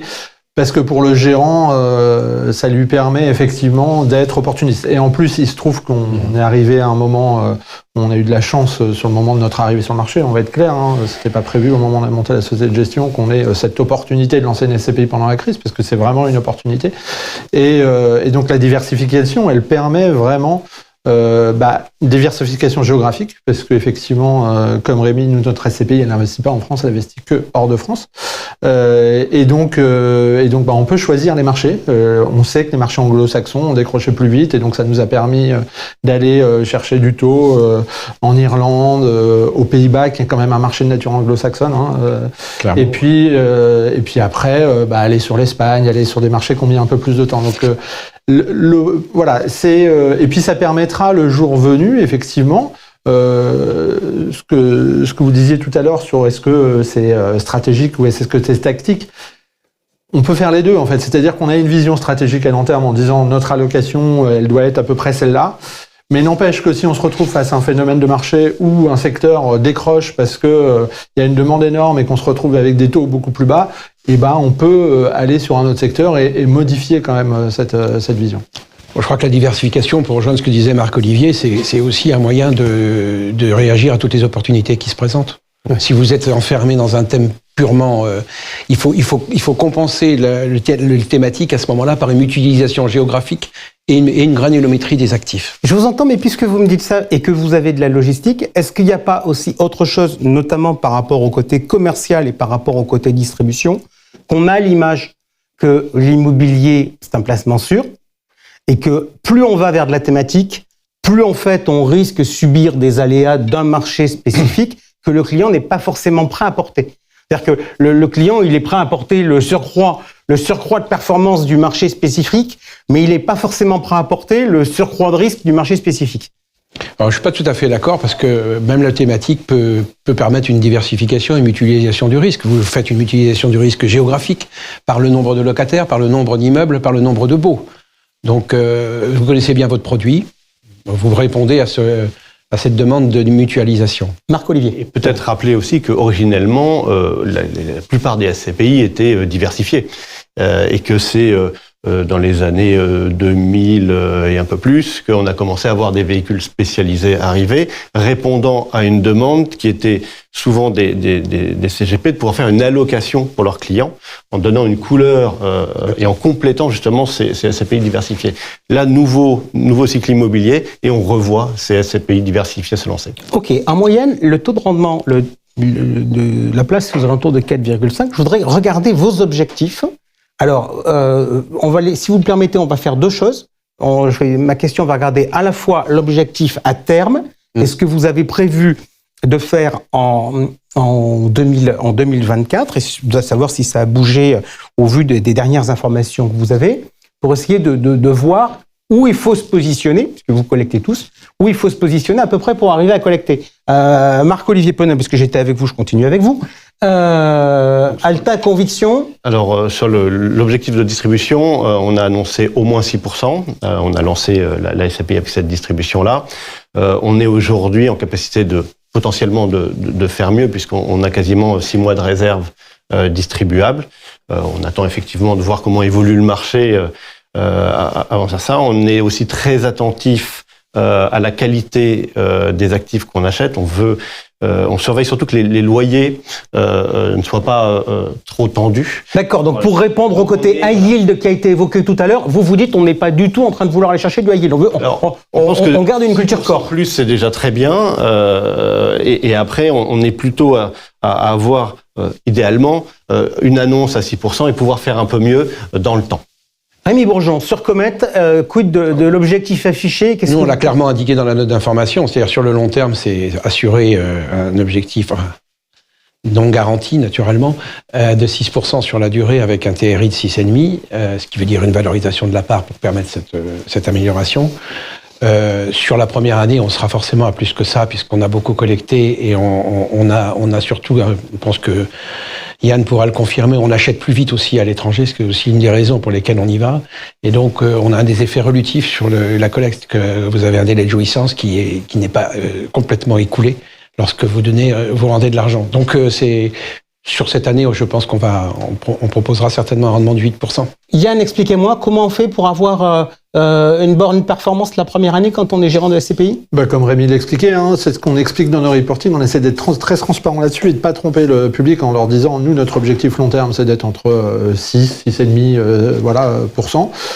Mais quand on lance une SCPI, on a une opportunité, c'est d'acheter plus vite que ce délai de jouissance. Une SCPI européenne nous aide beaucoup là-dessus. Aux Pays-Bas, on met moins de 2 mois à closer notre transaction, ce qui est impensable en France. En France, le délai moyen, depuis que je fais de l'immobilier, ça fait plus de 20 ans, il est toujours entre 5 et 6 mois en France. Et parfois, ça va plutôt vers les 7 mois. Mais en Irlande, aux Pays-Bas, on est capable d'acheter beaucoup plus vite. Un exemple, au 30 juin, j'avais investi 100% de ma collecte jusqu'au 15 juin. Donc il me restait mes 15 derniers jours que je n'avais pas investi. Et ça permet de créer de la perf. Et c'est pour ça qu'aujourd'hui, nous, on avait objectif 7 cette année. On l'a revu puisqu'on a investi beaucoup plus vite que ce qu'on pensait. Et donc aujourd'hui, on est sur un objectif entre 7,5 et 8% sur cette année, sur cette SCPI. Et voilà.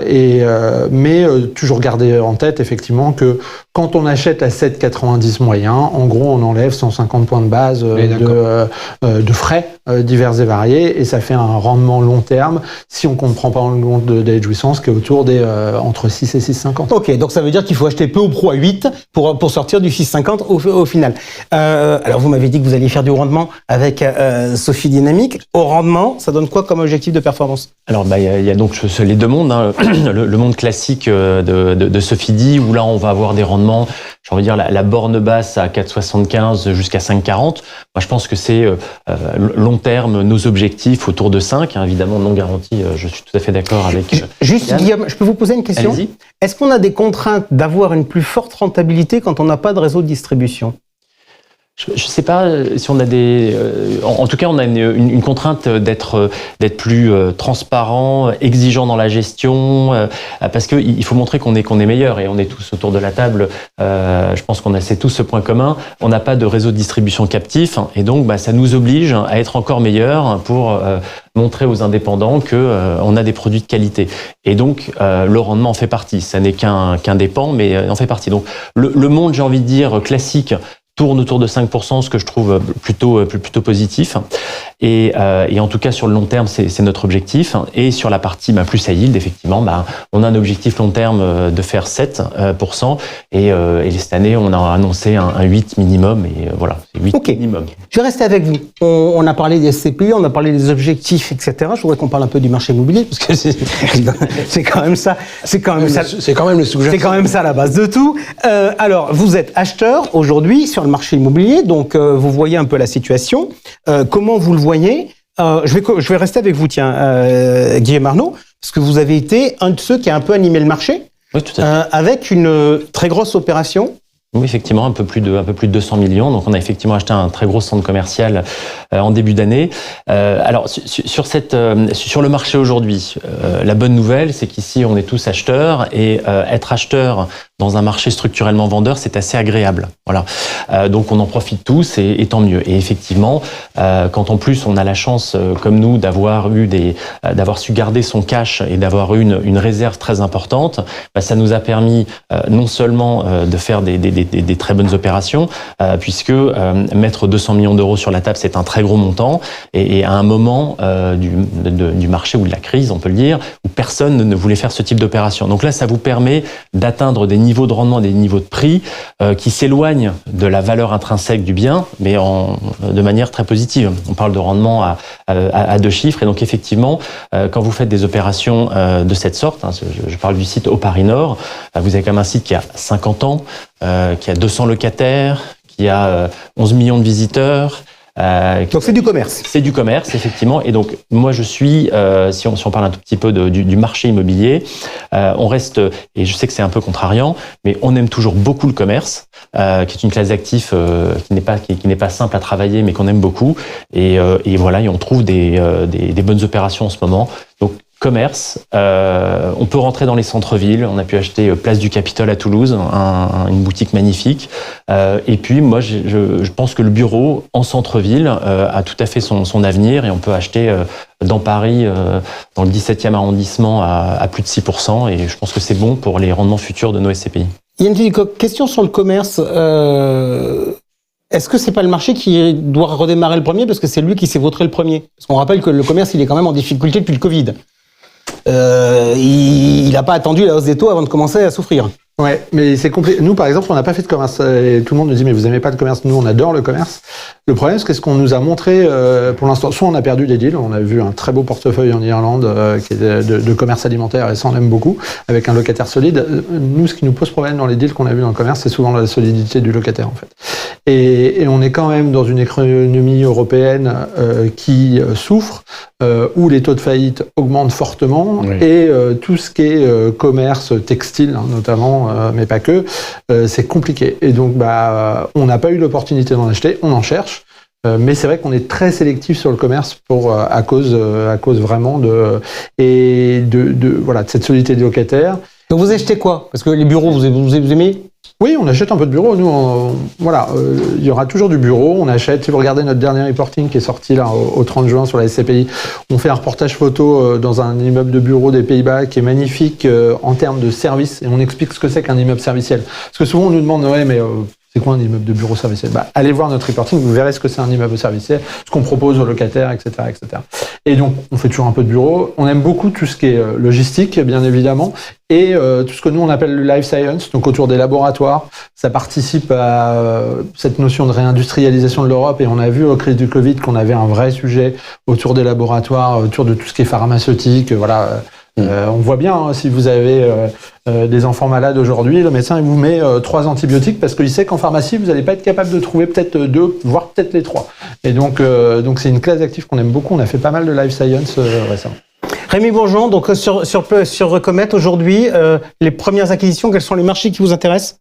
Alors, on a acheté en Espagne, aux Pays-Bas, et en Italie sur le deuxième trimestre, donc assez diversifié déjà, sur des classes d'actifs lifestyle, là pour le coup, plutôt des hôtels, loisirs. On a acheté un centre de padel, notamment à Madrid, mais on a acheté aussi des studios on est dans un très joli studio, mais il faut aller voir les studios dans des malls à Amsterdam qu'on a acheté fin du mois de juin, et donc c'est une très belle acquisition. On y tourne la prochaine émission. Voilà, on pourrait imaginer ça.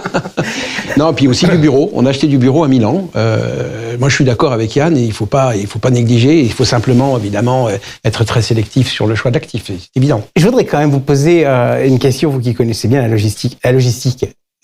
Franchement, à une certaine époque, ça s'achetait avec des taux de rendement à 2 chiffres, largement. Oui, tout à fait. On s'est retrouvé avec des taux qui quasiment du bureau parisien. Je freinais des cas de fer pour ça, mais bon.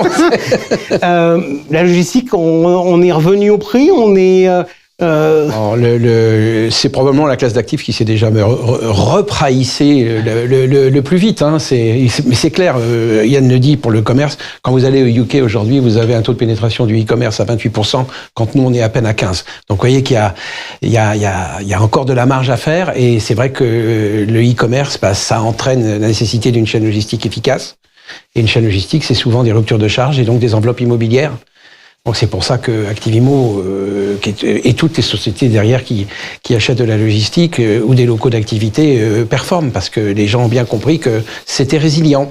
Marc-Olivier Ponnet, je me tourne vers vous, donc on revient sur la France. Le commerce, ça vous plaît? Je pense que le Altarea, comme Sophie dit, a une longue expérience du commerce. Je suis d'accord sur le fait que c'est un métier de spécialiste, l'animation d'un mix commercial. C'est un travail continu, les enseignes évoluent, certaines s'arrêtent, d'autres naissent, et en permanence, il faut avoir un mix qui attire en permanence les gens. On est revenu à des fréquentations et un pouvoir d'achat qui se maintient bien, et on est revenu aux fréquentations d'avant le Covid sur la classe d'actifs. Donc là-dessus, on est très confiant et on est très bien équipé surtout. Paris ou région? Plutôt région pour les premiers, parce que aussi on cherche du taux et qu'on arrive à trouver de très bons programmes à 7+, ce qu'on cherche pour faire nos performances. Peut-être parce qu'on n'en a pas parlé. Locaux d'activité, intéressant aussi, parce que c'est des PME, c'est leur outil de production, ils y sont attachés, ils sont souvent fidèles, et on peut comme ça avoir aussi les accompagner dans le temps. Pour les SCPI, c'est un bon investissement. Ça fait 35 minutes qu'on est ensemble, on se pose tous une question. J'imagine que vous avez fait des évaluations en milieu d'année. On ne sait pas d'ailleurs si c'était officiellement demandé ou pas, et on parlera dans quelques instants de l'ordonnance de juillet qui pourrait changer les règles. Qu'est-ce que ça a donné? Déjà, je vais commencer avec vous, Yann, parce que vous avez fait le choix d'avoir des méthodes d'évaluation un peu différentes de ce qui se passe. Pourquoi? Oui, un timing, des méthodes qui sont identiques à tout le monde. On passe par des experts immobiliers indépendants. Juste le timing, en fait, on fait pas l'ensemble de nos expertises à fin d'année. On les fait à date anniversaire d'acquisition. Donc, on fait au moins une expertise par an, comme le demande la réglementation. Cette année, on a décidé même d'en faire 2. Donc, on fait à J plus 6 mois l'acquisition et à 1 an. Ça nous permet d'avoir un lissage et de pas d'avoir ce pic. L'AMF reprochait aux sociétés de gestion que le prix de part était souvent déconnecté de la valeur des actifs. Nous, on estime qu'en utilisant cette manière-là, on est plus proche. Et puis, ça nous permet, on est les seuls aujourd'hui à faire ça, à publier une valeur de reconstitution trimestrielle. Tous les trimestres, on publie une valeur de reconstitution. Aujourd'hui, on n'a pas de sujet, parce qu'on a acheté dans les 18 derniers mois. Notre valeur, on est dans la partie très positive de ce fameux tunnel de valeur de reconstitution. On est autour de 205 € de valeur de reconstitution, alors que notre valeur de part, elle est à 200 €. Donc, pas de sujet pour nous. Juste, quand on est neuf, si on regarde des sujets techniques, le coût des frais, ça a un impact sur les valeurs ou pas? Parce que quand on achète des frais d'expertise. Non, pas des frais d'expertise, des frais du fait qu'on achète des immeubles, ça coûte des frais. Ouais. Et donc, a priori, les frais, on les retrouve pas dans la valeur de réalisation. Oui, bien sûr. Oui, c'est un impact, mais pas plus que quand on est plus grand. Ok. Donc, grosso modo, vous avez une situation particulière. Donc, sur la méthodologie, vous, chez Sofidy, valeur de réalisation, reconstitution au milieu d'année, ça donnait quoi? Alors, nous, on a une méthode classique, ça a donné, c'est plutôt globalement une forme d'atterrissage des valorisations, donc assez proche de ce qui était les valorisations du 31 décembre, avec un peu de dispersion, c'est-à-dire encore des mauvaises nouvelles, notamment j'ai en tête le bureau de périphérie et le bureau allemand. En revanche, comme les taux se sont un peu décompressés, on en reparlera, les valorisations parisiennes ont plutôt augmenté et le commerce s'est plutôt bien tenu, voire amélioré. N'oublions pas que le commerce, c'est quand même 15% de hausse de loyer ces 3 dernières années, avec l'effet de l'inflation. Donc globalement, vous avez des loyers qui ont augmenté et qui ont compensé des taux de capitalisation, qui fait qu'aujourd'hui, chez nous, on est globalement en très légère hausse, avec une hausse sur Immorente, sur les valeurs de reconstitution, une légère baisse sur le bureau, sur FIMO, mais évidemment, on ne bouge pas nos prix de part qui restent stables. Prix de part inchangé. Si on regarde... Même chose chez nous, légère même amélioration des valeurs de reconstitution par rapport au 31 décembre. Donc c'est plutôt intéressant. Donc on va rien changer au niveau du prix des parts. Marc-Olivier Penin? Alors, moins d'actifs que mes confrères pour l'instant, pour être transparent. Après, on a fait effectivement des valeurs à mi-année. On y est fortement assisté. Je pense que c'est de la transparence qu'on doit en ce moment sur le marché qui se pose des questions, avec des résultats très positifs, puisqu'on est avec une valeur de reconstitution qui progresse de 6,60% et une valeur de réalisation qui progresse de 2%. Donc on retrouve les conditions très favorables à l'acquisition en ce moment. Ok. Donc, mais pas d'évolution du prix de part. Jusqu'à maintenant. Ok, j'entends ce que vous dites, tout en précisant que quand on regarde les communications qui existent sur la place, on n'a pas forcément le sentiment que ce soit la même vision. C'est d'ailleurs assez rigolo de voir les différences de vision qu'il peut y avoir entre les experts, puisque certains ont annoncé des valeurs de réalisation et des valeurs de reconstitution en baisse importante. L'actualité, nous sommes au mois de septembre. L'actualité, c'est la semaine prochaine ou la semaine d'après d'ailleurs, réunion des banques centrales. On a quand même le sentiment, j'ai entendu, il y a des marchés qui se portent mieux que d'autres, les locaux d'activité, la logistique, etc. Mais sur le fond, quand je regarde les stats, et notamment sur le marché principal, c'est-à-dire le bureau, on a quand même l'impression que tout est totalement au point mort. Donc ma question, elle va être relativement simple. A priori, il va y avoir baisse des taux en septembre. À votre avis, quel va être l'impact de cette baisse de taux? Je vous donne deux possibilités. Est-ce que ça va relancer les transactions, en imaginant que certains vendeurs se disent qu'ils vont revenir parce qu'ils vont peut-être trouver des acquéreurs? Est-ce que ça va faire remonter les prix? Et question subsidiaire, j'avais le sentiment que dans un marché bloqué, il y avait une sorte de prime de liquidité, c'est-à-dire celui qui avait de l'argent et qui était prêt à payer, il pouvait écraser le prix parce qu'il avait l'argent. Est-ce que cette prime de liquidité, elle existe encore? Elle s'est réduite ou est-ce qu'elle est supprimée? Yann Videcoq, votre sentiment aujourd'hui sur les perspectives du marché? Elle existe encore. Après, ça dépend des classes d'actifs. On parle de la logistique. Sur la logistique, c'est devenu un peu plus compétitif. Mais elle existe encore, clairement. Nous, notre sentiment, c'est que cette baisse des taux aujourd'hui, elle va s'accompagner effectivement d'une augmentation des valeurs. C'est automatique. Ça va dépendre de son ampleur, de sa rapidité. Mais on sait qu'en immobilier, il y a toujours un décalage. Comme il y a eu un décalage, on a vu que les valeurs d'expertise n'avaient pas décroché aussi rapidement. Mais là, c'est pareil, elles ne remonteront pas aussi rapidement. Donc pour nous, on va rester sur ce palier encore au moins jusqu'à la mi-2025, fin 2025. Rémi? Moi, je voudrais parler des souscripteurs, parce que s'il y a une détente des taux, la première chose qui va se produire, c'est une baisse du coût des crédits immobiliers, une resolvabilisation, et donc la possibilité pour certains souscripteurs de retourner voir leur banque pour acheter de la SCPI à crédit. Et donc ça peut être intéressant pour nous, mais c'est surtout intéressant pour chaque souscripteur et chaque Français. Le marché de résidentiel a été totalement, même a été catastrophique sur la dernière année. Je comprends même pas que au gouvernement on se soit pas penché sur ce sujet. Donc j'espère que cette baisse des taux qui est partie permettra de refluidifier le marché résidentiel. Et si on refluidifie le marché résidentiel, il y aura évidemment des impacts très positifs sur le marché de l'immobilier tertiaire. Mais ça veut dire de nouvelles compétitions, puisqu'il y aura des nouveaux acteurs qui, eux, vont pouvoir aussi aller chercher des leviers bancaires que jusqu'à présent, depuis un an, pratiquement, nous, tous autour de la table, avons bénéficié justement du cash que nous avions dans nos poches pour pouvoir bien négocier. Marc-Olivier Penat, votre sentiment sur l'impact de la baisse des taux sur le marché immobilier? Je pense que quand on dit que le marché des transactions est bloqué, on est à moins 50% et même un peu plus, donc il est vraiment juste, c'est qu'on a des vendeurs et des investisseurs qui ne se trouvent pas, qui ne sont pas d'accord sur les prix. Aujourd'hui, on est sorti de la grande inquiétude de l'augmentation des taux. On se demandait à l'époque, il y a quelques mois, où est-ce qu'elle s'arrêtait. On est arrivé à ce palier dont on parle, avec des taux qui yoyotent autour de 3%. Les gens recommencent à pouvoir avoir une stratégie. Si je vends, combien vend mon immeuble? J'achète avec mon produit, je suis prêt à payer jusqu'à combien? J'emprunte, a priori, on peut refaire des calculs et les gens se reparlent. Et je pense que déjà ça aidera à un début de décongestionnement du marché. Après, si les taux baissent, je dis si parce que on en parle depuis longtemps, ça a commencé, effectivement, ça devrait s'accélérer. Je pense que ça sera très positif pour les fonds immobiliers existants et donc pour le produit SCPI dans son ensemble. Sur les nouveaux fonds, on aura aussi une appréciation tendancielle des valeurs mécaniques puisqu'on aura acheté tout dans le bon. Donc on est gagnant, je dirais, que les taux se maintiennent ou que les taux baissent. Guillaume Arnaud, est-ce que finalement dans le marché il y a eu beaucoup de vendeurs forcés? Non, il n'y a pas eu tant que ça de vendeurs forcés parce que le marché français, en tout cas, il y en a eu plutôt effectivement, notamment en Angleterre et dans les pays anglo-saxons qui ont une réactivité différente. En revanche, en France, les produits sont faits pour éviter, heureusement, les ventes forcées. Donc ça, c'est plutôt assez positif. Et les rares où il y a pu y avoir des ventes forcées, il y a eu des très bonnes opérations. Mais je reviens sur les taux parce que je pense qu'il y a quelque chose d'important. Il y a vraiment deux types de taux. Il y a les taux longs et les taux courts.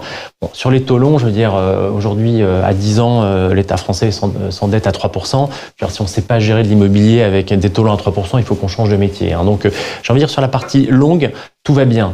Sur la partie courte, le vrai sujet en ce moment, en termes de flux sur nos produits, c'est que vous gagnez plus d'argent à mettre votre argent sur un compte à terme que à le placer à long terme. Donc moi, le jour où vous allez avoir cette baisse de taux courts, je pense que c'est extrêmement favorable pour nos produits parce que pendant des années, on n'a pas eu de concurrence. Vous aviez votre SCPI qui servait du 5, vous aviez des comptes courants qui rapportaient rien, vous aviez un fonds en euros qui rapportait à peine 2. C'était la seule alternative pour avoir un rendement autour de 5 avec un risque mesuré qui était du risque immobilier. Ok, d'où le fait qu'on ait eu sur les SCPI des touristes, c'est-à-dire des gens qui n'avaient rien à y faire en pensant que c'était un compte à terme et qui pouvaient obtenir du 5 en sortant du jour au lendemain. Exactement. Donc là, on est là sur du long terme et le jour où ces taux bas, ces taux courts vont baisser, moi je pense que ça va être à la fois favorable, comme vous le dites, sur le marché de la, je veux dire, les marchands qui achètent à taux variable et vont revenir sur ce marché puisque ça leur coûtera moins cher de faire des financements. Et vraiment, la chose la plus importante, c'est que enfin, la SCPI, avec nos rendements collectifs entre 5 et 7%, va retrouver un couple rendement-risque qui va la remettre en haut de la pile et sera beaucoup plus, j'ai envie de dire, un vrai produit dans une allocation. Il y aura beaucoup plus de, je pense, de pierre-papier dans les allocations au moment de la baisse des taux courts. D'accord. Plus dans ce cas-là, dans une approche directe que intermédiaire par l'assurance vie? Non, les deux, parce que les fonds, les fameux taux boostés que vous avez chez un assureur, si vous avez aujourd'hui un contrat d'assurance vie qui vous assure du 4,5% sur 2 ans capital garanti, ben, allez-y. Et ce que je peux vous dire, c'est que ça va pas durer. Et donc, quand ça s'arrêtera, ben vous savez quoi, on retrouvera à la fois de la collecte sur les sociétés civiles, sur les EPCI grand public et les SCPI de qualité. Allez, rapido, on regarde maintenant, parce que le temps tourne, on regarde ce qui s'est passé début juillet, publication d'une ordonnance dans le cadre de la loi Industrie verte avec un certain nombre de modifications sur les textes. Donc on passe très vite, savoir s'il y a des bonnes et des mauvaises nouvelles. Double expertise, donc 2 fois par an, ça coûte de l'argent. Ça rapporte plus de transparence. Oui, mais ça apporte de la transparence. Donc bien. Ouais, favorable. Oui. Bien sûr. Neutre. Bah, neutre aussi, parce que c'est bien en temps de crise. Tout le reste du temps, ça coûte aux ça épargnants. coûte, c'est sûr. Hein. C'est très bien en temps de crise. Et donc, moi, je trouve que la méthodologie de l'AMF de dire, faites-en, c'est pas mal en fait, puisque l'AMF nous dise pendant le temps de crise vous en faites 2 fois par an, nous obliger à en faire 2 fois par an, la plupart du temps ça servira pas. Si vous n'en voulez pas, vous savez que la seule chance c'est qu'il n'y ait pas de gouvernement et que cette ordonnance ne soit pas ratifiée d'ici le 3 octobre, puisque par définition ce texte pour rentrer en application doit être ratifié. Ce qui serait fort dommage pour le deuxième volet qui est la possibilité pour les SCPI d'acquérir. Par exemple, à titre d'exemple, et ça, évidemment, pour les entrepôts, ça a beaucoup d'importance, les installations énergétiques, on nous impose un décret tertiaire et on ne nous permet même pas d'acquérir les centrales photovoltaïques. Donc, juste, on explique, désormais, vous avez le droit d'investir dans autre chose que des immeubles. Absolument. Et donc, le photovoltaïque. Est-ce que ça sera toujours bien ? Ou est-ce que finalement, il faut faire un calcul économique en disant combien ça coûte d'avoir ce machin-là et d'en être propriétaire ? Ça simplifie beaucoup le travail de gestion. C'est-à-dire qu'aujourd'hui, on est obligé de créer des centrales photovoltaïques, mais on est obligé de les donner en exploitation à quelqu'un d'autre, en mettant des usines à gaz en place, en faisant un démembrement de toiture, en créant un bail amphithéotique sur une durée très longue. Enfin, c'est objectivement très compliqué. Et donc, franchement, si on va jusqu'au bout de ça, c'est très bien. Mais ça peut aller, là, je rejoins ce que disait Yann tout à l'heure, sur les bureaux serviciels, il faut se poser la question. Pour ces immeubles. Il n'y a pas que les centrales photovoltaïques. Il n'y a pas que les centrales photovoltaïques. Meublant, en fait. Et ça nous aide beaucoup. Bien entendu. Sur l'immobilier d'exploitation, notamment les résidences-services, ce genre de choses, en fait. D'accord, mais je reviens sur je rebondis sur ce que dit Rémi, sur votre sujet des services. Est-ce que finalement, parce qu'aujourd'hui, on ne cesse de me dire la révolution du bureau, faut qu'on vende du service à côté des trucs, mais enfin, officiellement, service, c'est une activité commerciale, on n'a pas le droit, la CPI n'a pas le droit d'en faire. Donc, est-ce que finalement, le législateur ne devait pas aller plus loin ? Non, je pense qu'il faut que la SCPI elle reste pure et qu'elle reste purement. Avoir des meublements, c'est très différent d'aller faire une activité commerciale. Moi, ma conviction, c'est que la SCPI, elle est très bien comme elle est et il faut la laisser être purement. Les autres innovations, nominales, pas de minimum à 150 €. Oui, moi je pense que les vraies bonnes nouvelles sont effectivement sur les meubles blancs, sur les autres revenus. Laissons les gérants gérer, l'immobilier évolue, accompagnons ces évolutions et donc ça c'est très positif. Sur le reste, j'ai envie de dire, c'est assez technique. Alors, sujet technique quand même, les classes de part. Ouais, ça pourrait effectivement être une révolution. Là, on connaît ça sur les OPCI grand public ou non d'ailleurs. Avoir la même chose sur la possibilité donc d'avoir plusieurs parts sur un même patrimoine immobilier, puisque c'est ça, ça pourrait être une innovation très intéressante. Tout dépend ce qu'en feront les gérants. Il y a des fonds qui ont des parts en attente, qui peuvent imaginer des parts plus retail, plus institutionnel. On pourrait aussi avoir la possibilité d'offrir à un investisseur une part avec un chargement de frais à l'entrée, une autre part sans frais d'entrée, mais avec plus de frais de gestion. Est-ce qu'on pourrait avoir une part où on peut sortir de suite et une part où on ne peut pas sortir de suite, notamment pour régler le problème qu'on a eu dans la file d'attente? Parce que là, on voit bien quand le dossier qui est complètement coincé, vous avez les pauvres particuliers qui sont en fin de file, et puis vous avez les bons zinzins qui sont devant et qui disent nous on prend d'abord. La loi donne le principe, il n'y a pas le décret qui voilà. Donc c'est toute la question, c'est que dira le décret et comment on gère une file d'attente unique a priori, pour un multipart. L'idée est bonne, comme toujours, la mise en application peut... Voilà, et ma dernière observation sur ce point-là, mais qui serait une vraie innovation, c'est que on a déjà 220 SCPI sur la place. S'il y a 2 ou 3 parts par SCPI, ça va être assez compliqué à expliquer au réseau. Ça sera comme dans la gestion collective, on finira par ne plus rien y comprendre. Parce que par définition, tout le monde se dira qu'il va faire des classements avec toutes les parts et on demandera une part auquel on n'a pas droit, donc ça sera formidable. Dernière question. Ça fait 50 minutes qu'on est ensemble. J'avais dit qu'on ferait vraisemblablement plus d'1 heure et demie d'émission, je confirme. Vous avez de la chance, vous vous portez bien. Le marché, lui, se porte pas bien, de manière globale. Il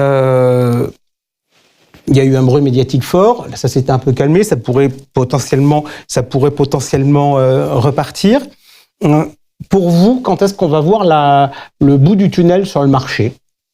Et je vais vous donner un chiffre pour définir ce que je verrai le bout du tunnel. Le bout du tunnel, ça serait pour rebondir sur ce que disait Guillaume tout à l'heure en disant mais finalement la collecte brute c'est quand même un sujet important parce que c'est l'attirance des clients pour le produit. C'est la vraie épargne investie.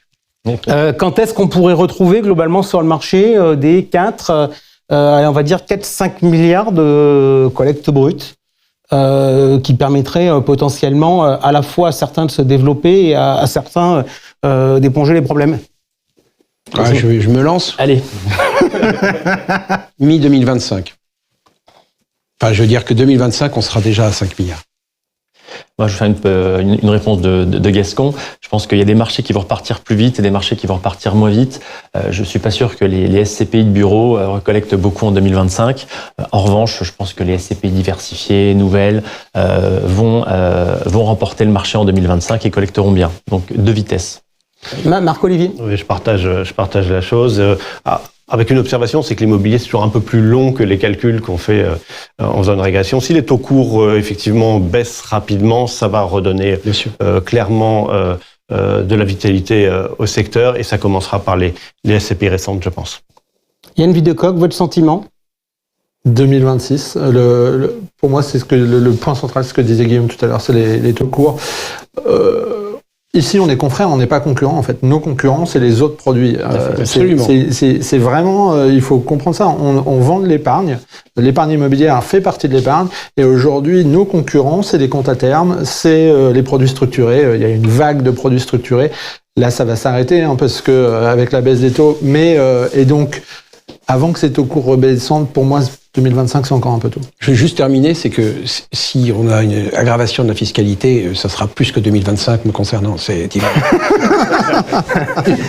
Si moi je peux aussi donner une note positive, ce qu'on aime bien chez Sofidy, c'est qu'effectivement il y a une gamme assez importante, mais en plus on gère un fonds de foncière coté. Et moi j'aime beaucoup regarder le marché de la foncière cotée parce que le marché liquide, les marchés d'actions, c'est toujours dans l'anticipation.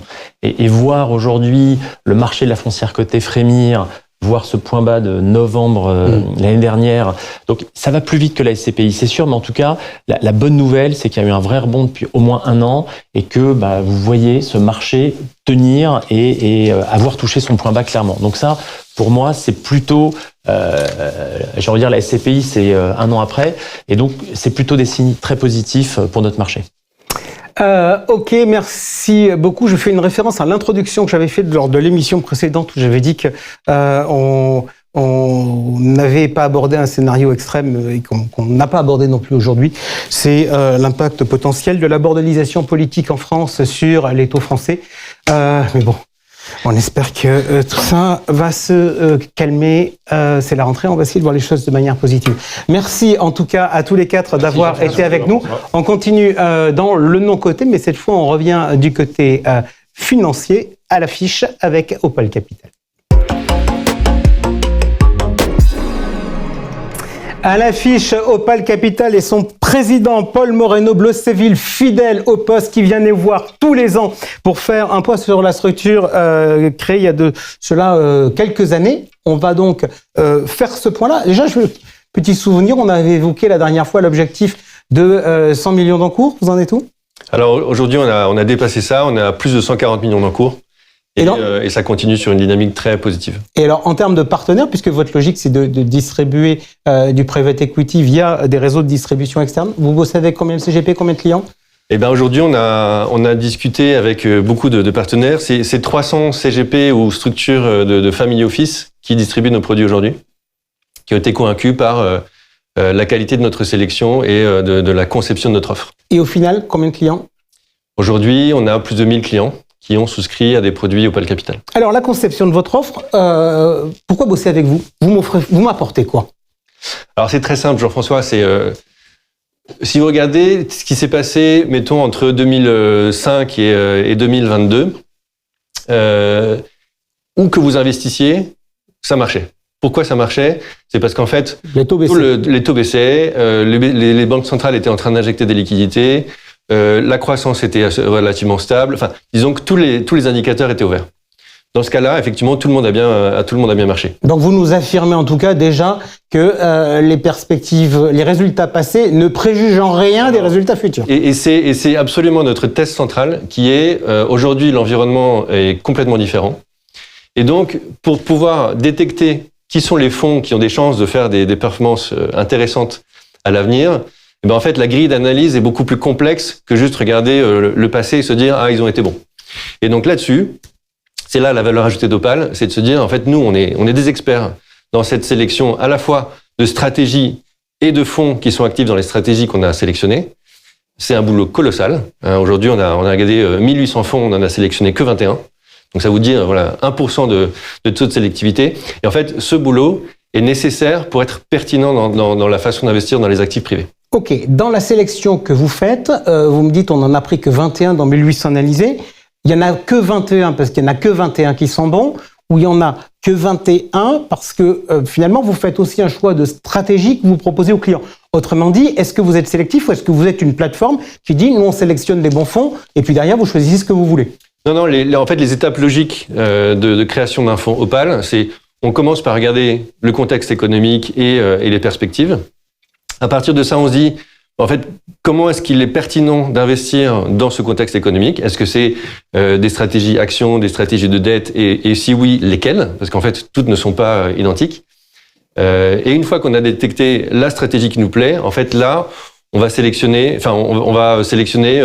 3 à 5 fonds parmi les centaines de fonds qui sont présents sur cette stratégie. Historiquement, depuis le début, vous avez créé combien de fonds? Alors, on en a lancé 5.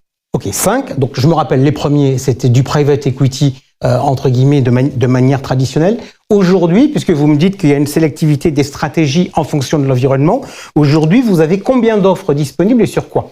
Alors aujourd'hui, on a, donc sur les 5, on en a 3 qui sont sur étagère aujourd'hui.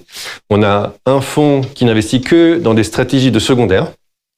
Alors, on va commencer par celui-là, si vous voulez bien, parce que vous m'en aviez parlé la fois précédente. Oui, tout à fait. Et vous m'avez dit, mais on lance parce qu'il y a un phénomène d'opportunité avec les évolutions sur les marchés, la baisse des marchés. Donc, il y a des institutionnels qui sont contraints de vendre parce qu'ils font exploser leur ratio.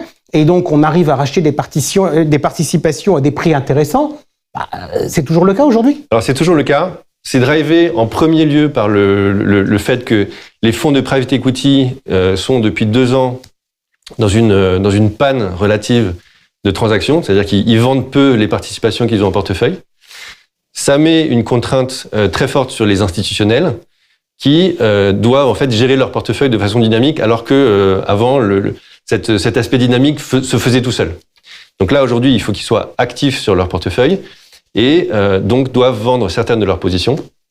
C'est là que le marché de secondaire prend tout son intérêt. Ok, donc ça, cette stratégie, vous m'en aviez parlé la dernière fois que vous étiez venu. Il y en a donc 2 nouvelles. Quelles sont-elles? Alors, nous avons aussi lancé un fonds de dette qui investit dans des fonds de crédit tactique qui vise en fait à trouver des niches parmi les sociétés qui ont besoin de financement où la complexité est telle qu'ils ont en fait peu d'options sur la table pour se financer.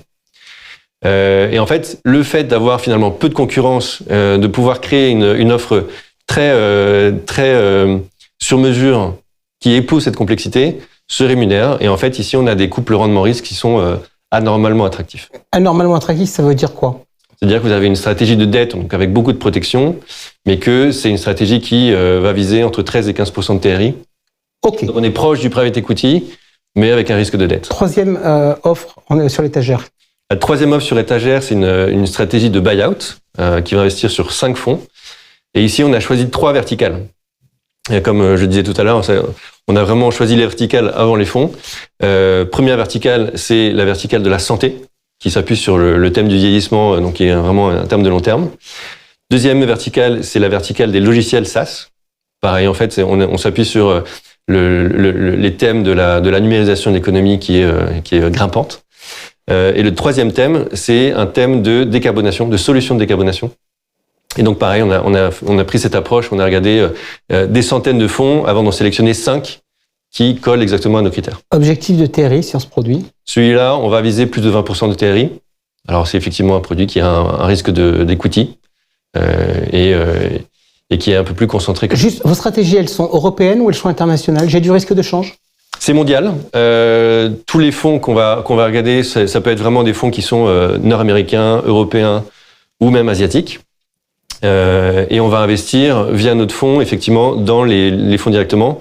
Et donc, il y a effectivement de l'exposition au dollar.